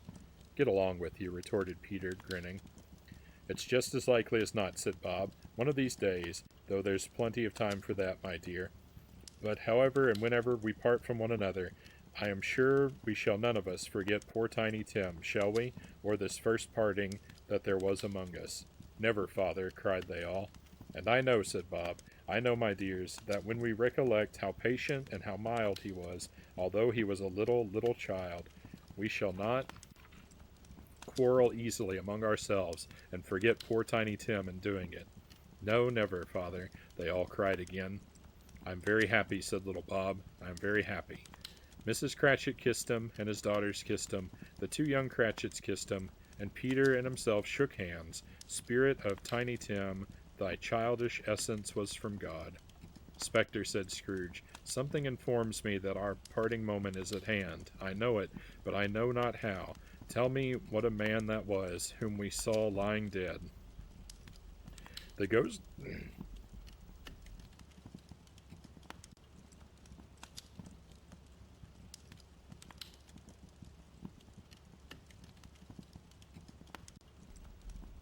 I'm so choked up with emotion.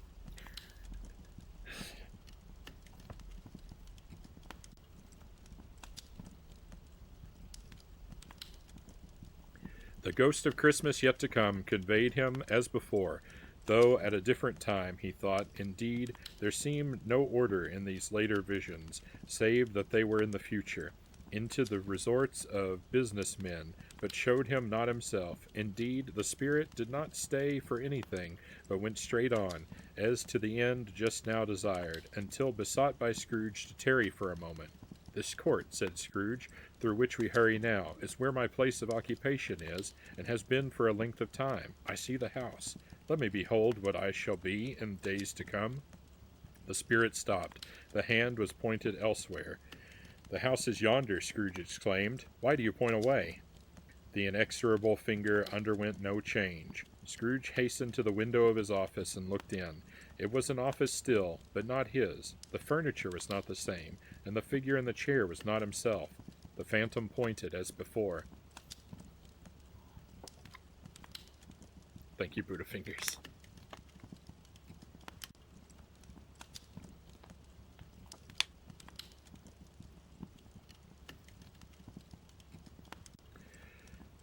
He joined it once again, and wondering why and whither he had gone, accompanied it until they reached an iron gate. He paused to look round before entering. A churchyard. Here, then, the wretched man, whose name he had now to learn, lay underneath the ground. It was a worthy place, walled in by houses, overrun by grass and weeds, the growth of vegetation's death, not life, choked up with too much burying, fat with repleted appetite, a worthy place. The spirit stood among the graves and pointed down to one. He advanced toward it trembling. The phantom was exactly as it had been, but he dreaded that he saw new meaning in its solemn shape. "Before I draw nearer to that stone to which you point," Scrooge said, "answer me one question. Are these the shadows of the things that will be, or are they shadows of the things that may be only?" Still the ghost pointed downward to the grave by which it stood. "Men's courses will foreshadow certain ends, to which, if persevered in, they must lead," said Scrooge. "But if the courses be departed from, the ends will change. Say it is thus with what you show me." The spirit was immovable as ever. Scrooge crept toward it, trembling as he went, and following the finger, read upon the stone of the neglected grave his own name, Ebenezer Scrooge.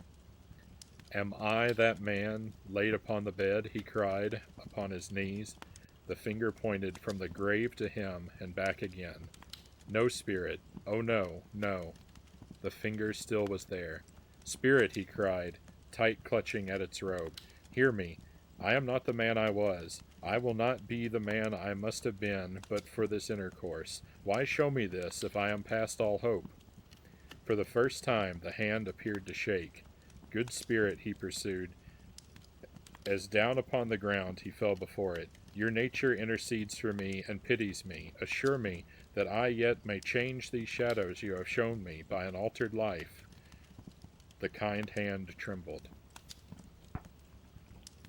"I will honor Christmas in my heart, and try to keep it all the year. I will live in the past, the present, and the future. The spirits of all three shall strive within me. I will not shut out the lessons that they teach. Oh, tell me I may sponge away the writing on this stone." In his agony he caught the spectral hand. It sought to free itself, but he was strong in his entreaty, and detained it. The spirit, stronger yet, repulsed him. Holding up his hands in one last prayer to have his fate reversed, he saw an alteration in the phantom's hood and dress. It shrunk, collapsed, and dwindled down into a bedpost.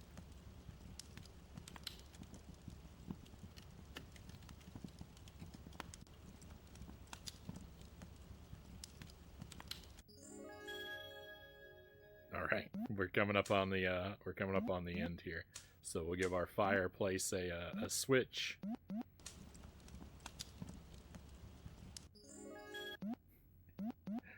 What? It hardly looks any different.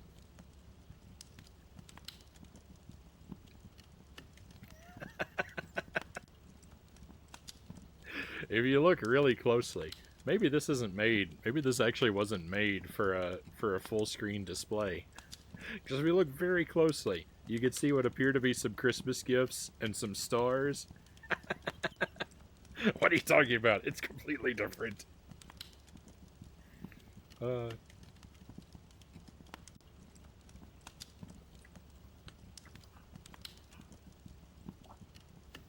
Alright, my friends, this is the last chapter. Stave 5.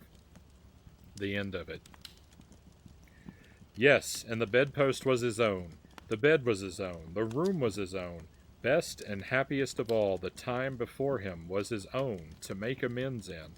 I will live in the past, the present, and the future, Scrooge repeated, as he scrambled out of bed. The spirits of all three shall strive within me. O Jacob Marley, heaven and the Christmas time be praised for this. I say it on my knees, old Jacob, on my knees. He was so fluttered and so glowing with his good intentions that his broken voice would scarcely answer to his call.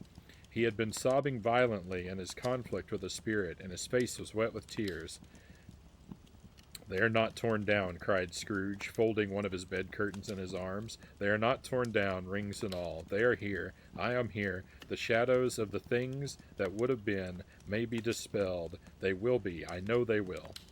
His hands were busy with his garments all this time, turning them inside out, putting them on upside down, tearing them, mislaying them, making them parties to every kind of extravagance.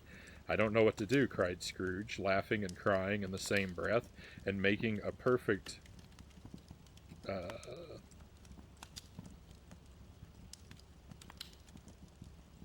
laucoon of himself with his stockings. It's another word I don't know. "I am as light as a feather. I am as happy as an angel. I am as merry as a schoolboy. I am as giddy as a drunken man. A Merry Christmas to everybody. A Happy New Year to all the world. Happy New Year to all the world. Hello there. Whoop, hello." He had frisked into the sitting room and was now standing there, perfectly winded. There's the saucepan that the gruel was in," cried Scrooge, starting off again and frisking round the fireplace. "There's the door by which the ghost of Jacob Marley entered. There's the corner where the ghost of Christmas presents sat. There's the window where I saw the wandering spirits. It's all right. It's all true. It's all happened. Ha ha ha." Really, for a man who had been out of practice for so many years, it was a splendid laugh, a most illustrious laugh, the father of a long, long line of brilliant laughs. "I don't know what day of the month it is," said Scrooge. "I don't know how long I've been among the spirits. I don't know anything. I am quite a baby. Never mind, I don't care. I'd rather be a baby. Hello, whoop, hello here." He was checked in his transports by the churches ringing out the lustiest peals he had ever heard. Clash, clang, hammer, ding, dong, bell, bell, dong, ding, hammer, clang, clash. Oh, glorious, glorious. This fireplace is the hardest spot the difference game I've played in a while, Cal says. "What's today?" cried Scrooge, calling downward to a boy in Sunday clothes, who perhaps had loitered in to look about him. Returned the boy, with all his might of wonder. "What's today, my fine fellow?" said Scrooge. "Today," replied the boy. "Why, it's Christmas Day." "It's Christmas Day," said Scrooge to himself. "I haven't missed it. The spirits have done it all in one night. They can do anything they like. Of course they can. Of course they can. Hello, my fine fellow." "Hello," returned the boy. "Do you know the Poultiers in the next street but one at the corner?" Scrooge inquired. "I should hope I did," replied the lad. "An intelligent boy," said Scrooge. "A remarkable boy. Do you know whether they've sold the prize turkey that was hanging up there? Not the little prize turkey, the big one." "What, the one as big as me?" returned the boy. "What a delightful boy," said Scrooge. "It's a pleasure to talk to him. Yes, my buck." "It's hanging there now," replied the boy. "Is it?" said Scrooge. "Go and buy it." "Walker!" exclaimed the boy. "No, no," said Scrooge. "I am in earnest. Go and buy it, and tell 'em to bring it here, that I may give them the direction where to take it. Come back with the man, and I'll give you a shilling. Come back with him in less than 5 minutes, and I'll give you half a crown." The boy was off like a shot. He must have had a steady hand at a trigger who could have got a shot off half so fast. "I'll send it to Bob Cratchit's," whispered Scrooge, rubbing his hands and splitting with a laugh. "He shan't know who sends it. It's twice the size of Tiny Tim. Joe Miller never made such a joke as sending it to Bobsleby." The hand in which he wrote the address was not a steady one, but write it he did, somehow, and went downstairs to open the street door, ready for the coming of the Poultier's man. As he stood there, waiting his arrival, the knocker caught his eye. I shall love it as long as I live, cried Scrooge, patting it with his hand. I scarcely ever looked at it before. What an honest expression it has in its face. It's a wonderful knocker. Here's the turkey. Hello, whoop. How are you? Merry Christmas. It was a turkey. He never could have stood upon his legs, that bird. He would have snapped 'em short off in a minute, like sticks of sealing wax. Why, it's impossible to carry that to Camden Town, said Scrooge. You must have a cab. The chuckle with which he said this, and the chuckle with which he paid for the turkey, and the chuckle with which he paid for the cab, and the chuckle with which he recompensed the boy, were only to be exceeded by the chuckle with which he sat down breathless in his chair again, and chuckled till he cried. Shaving was not an easy task, for his hand continued to shake very much, and shaving requires attention, even when you don't dance while you're at it.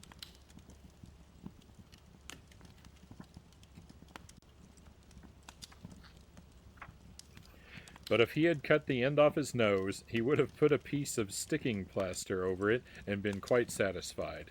He dressed himself, all in his best, and at last got out into the streets. The people were by this time pouring forth, as he had seen them with the ghost of Christmas present, and walking with his hands behind him, Scrooge regarded everyone with a delighted smile. He looked so irresistibly pleasant, in a word, that 3 or 4 good-humored fellows said, "Good morning, sir, a Merry Christmas to you," and Scrooge said often afterwards that of all the blithe sounds he had ever heard, those were the blithest in his ears.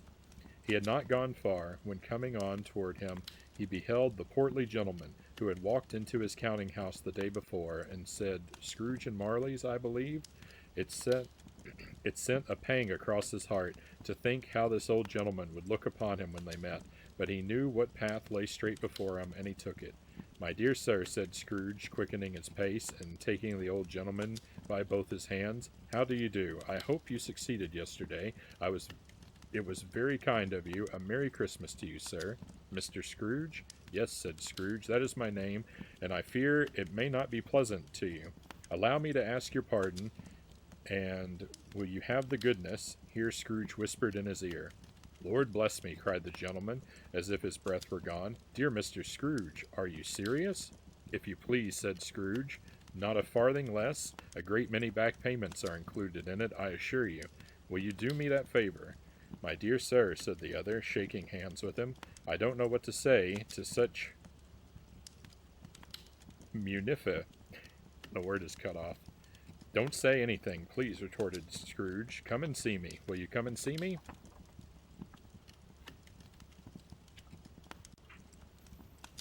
"I will," cried the gentleman, and it was clear he meant to do it. "Thank you," said Scrooge. "I am much obliged to you. I thank you 50 times, bless you." He went to church, and walked about the streets, and watched the people hurrying to and fro, and patted children on the head, and questioned beggars, and looked down into the kitchens of houses, and up to the windows, and found that everything could yield him pleasure. He had never dreamed that any walk, that anything, could give him so much happiness. In the afternoon he turned his step toward his nephew's house. He passed the door a dozen times before he had the courage to go up and knock, but he made a dash and did it. "Is your master at home, my dear?" said Scrooge to the girl. "Nice girl, very." "Yes, sir." "Where is he, my love?" said Scrooge. "He's in the dining-room, sir, along with the mistress. I'll show you up the stairs, if you please." "Thank ye. He knows me," said Scrooge, with his hand already on the dining-room lock. "I'll go in here, my dear." He turned it gently, and sidled his face in, round the door. They were looking at the table, which was spread out in great array, for these young housekeepers are always nervous on such points, and like to see that everything is right. "Fred," said Scrooge. Dear heart alive, how his niece by marriage started! Scrooge had forgotten for the moment about her sitting in the corner with the footstool, or he wouldn't have done it, on any account. "Why, bless my soul," cried Fred, "who's that?" "It's I, your Uncle Scrooge. I have come to dinner. Will you let me in, Fred?" "Let him in. It's a mercy he didn't shake his arm off. He was at home in 5 minutes. Nothing could be heartier. His niece looked just the same. So did Topper when he came. So did the plump sister when she came. So did everyone when they came. Wonderful party, wonderful games, wonderful unanimity, wonderful happiness. But he was early at the office next morning. Oh, he was early there. If he could only be there first and catch Bob Cratchit coming late, that was the thing he had set upon his heart. And he did it. Yes, he did. The clock struck 9, no Bob. A quarter past, no Bob. He was full 18 minutes and a half behind his time. Scrooge sat with his door open wide, that he might see him come into the tank. His hat off before he opened the door, his comforter too. He was on his stool in a jiffy, driving away with his pen, as if he were trying to overtake 9 o'clock. "Hello," growled Scrooge, with his accustomed voice, as near as he could feign it. "What do you mean by coming here at this time of day?" "I'm very sorry, sir," said Bob. "I am behind my time." "You are?" repeated Scrooge. "Yes, I think you are. Step this way, if you please." "It's only once a year, sir," pleaded Bob, appearing from the tank. "It shall not be repeated. I was making rather merry yesterday, sir." "Now, I'll tell you what, my friend," said Scrooge. "I am not going to stand this sort of thing any longer, and therefore," he continued, leaping from his stool and giving Bob such a dig in the waistcoat that he staggered back into the tank again, "and therefore I am about to raise your salary." Bob trembled and got a little nearer to the ruler. He had a momentary idea of knocking Scrooge down with it, holding him and calling to the people in the court for help and a straight waistcoat.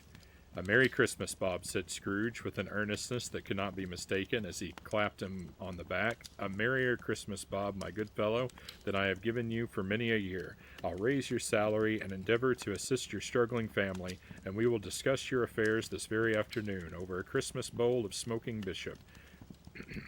Bob, make up the fires and buy another coal scuttle before you dot another I, Bob Cratchit."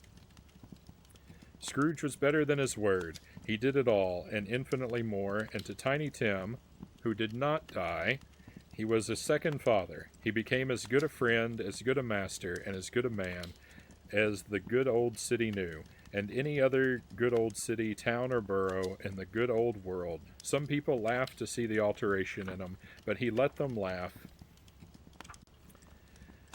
and little heeded them, for he was wise enough to know that nothing ever happened on this globe for good at which some people did not have their fill of laughter in the outset, and knowing that such as these would be blind anyway, he thought it quite as well that they should wrinkle up their eyes in grins, as have the malady in less attractive forms. His own heart laughed, and that was quite enough for him. He had no further intercourse with spirits, but lived upon the total abstinence principle ever afterward, and it was always said of him that he knew how to keep Christmas well if any man alive possessed the knowledge. May that be truly said of us and all of us, and so, as Tiny Tim observed, God bless us, every one. The end. We did it, my friends. We made it through the whole book. It's not a very long book, but as observed, I'm not a great reader. But we did it. We made it all the way through.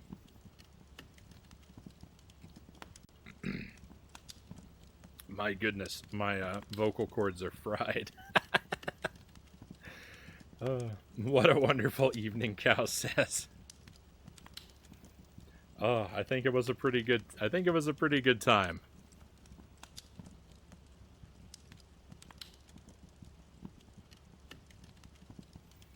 I think that we did pretty well cozying up by our fire here.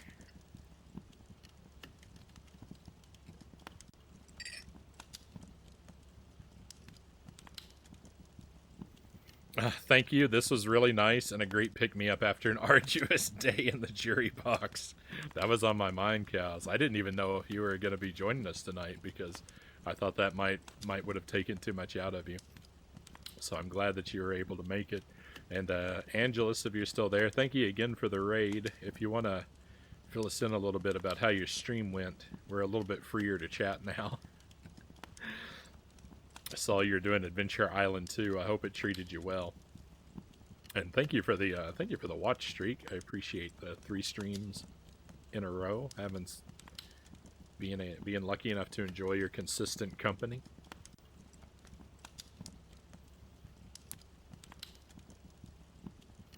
Adventure Island 2 for the Game Boy. I finished it, Angela says. Right on. GG on the victory. Very well done.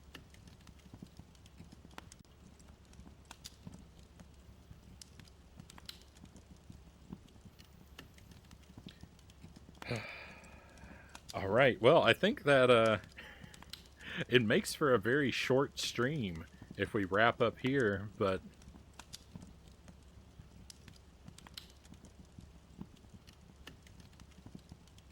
I do kind of think that that might be the thing to do. Read the book again, Tuesday says. Well, the thing is, that works for me. Cal says he gets have to be in court again tomorrow. Well, we might just go ahead and raid out. Don't let me put a damper on your festive fun. Tomorrow will be Cathedral. Be trying a new game I got for free in a giveaway. Oh, not Cathedral. Trying a new game, Metrovania, called Lost Ruins. I hope that goes well for you, Angelus. I guess even if it goes poorly, it was a free game, so you're not really out anything, but I do want you to, I do hope for you that you have a good time. I think that we might just go ahead and wrap things up, even though it's a bit early to do so. For one, I'm really talked out from reading that whole book, and the thing is, here's a good reason to wrap up. The only other thing I would play tonight would be Jump King, and do we really want to bring the mood down?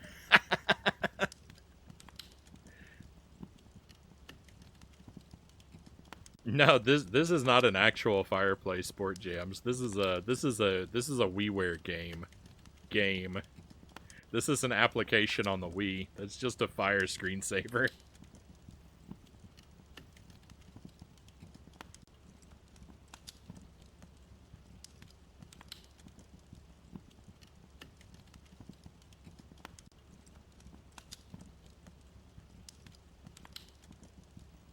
Play. I got some people that understand and some people that want me to play. If it weren't, I underestimated what this was gonna do to my throat, which is weird because I get on the stream and I talk all night long. Most other nights, so I don't know why it's so much worse. I guess because it's more, because there's no stops.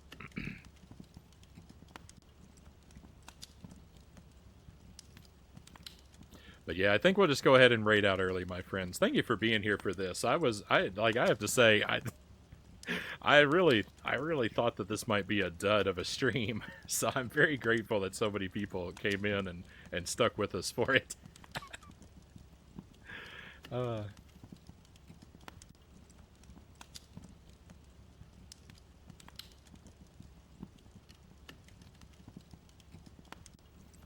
Thanks again. This was lovely. Hey, thank you, Kai. Hey, Gaming Bull. I'm sorry if you're just coming in. We're actually about to raid out. We just finished the stream for the night, and I'm pointing this in another direction.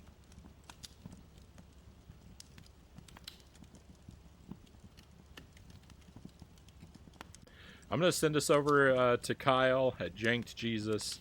I don't get to catch Kyle live all that often. I usually stream later than he does, so it's a nice treat.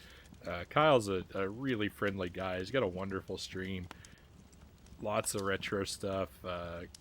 Explores entire libraries. Not afraid to play jank trash, as the name implies. Really good stream. Cheers for the stream, Frownie. Now I've heard A Christmas Carol for the first time. Right on. That's my second time reading it. I read it about a month ago. When I first had the idea to read it for Christmas. I should have made a note about all those words I didn't know how to pronounce.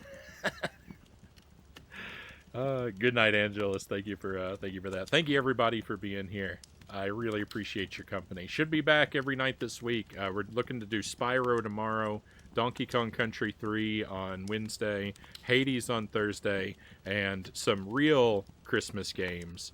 Probably some shovelware, but real games on Friday. So hopefully I get to see you for some of that. Be well until I can see you again, my friends. I hope that is very soon. We're all out of stuff to do here for tonight. It is time to head out. Let's go on an adventure.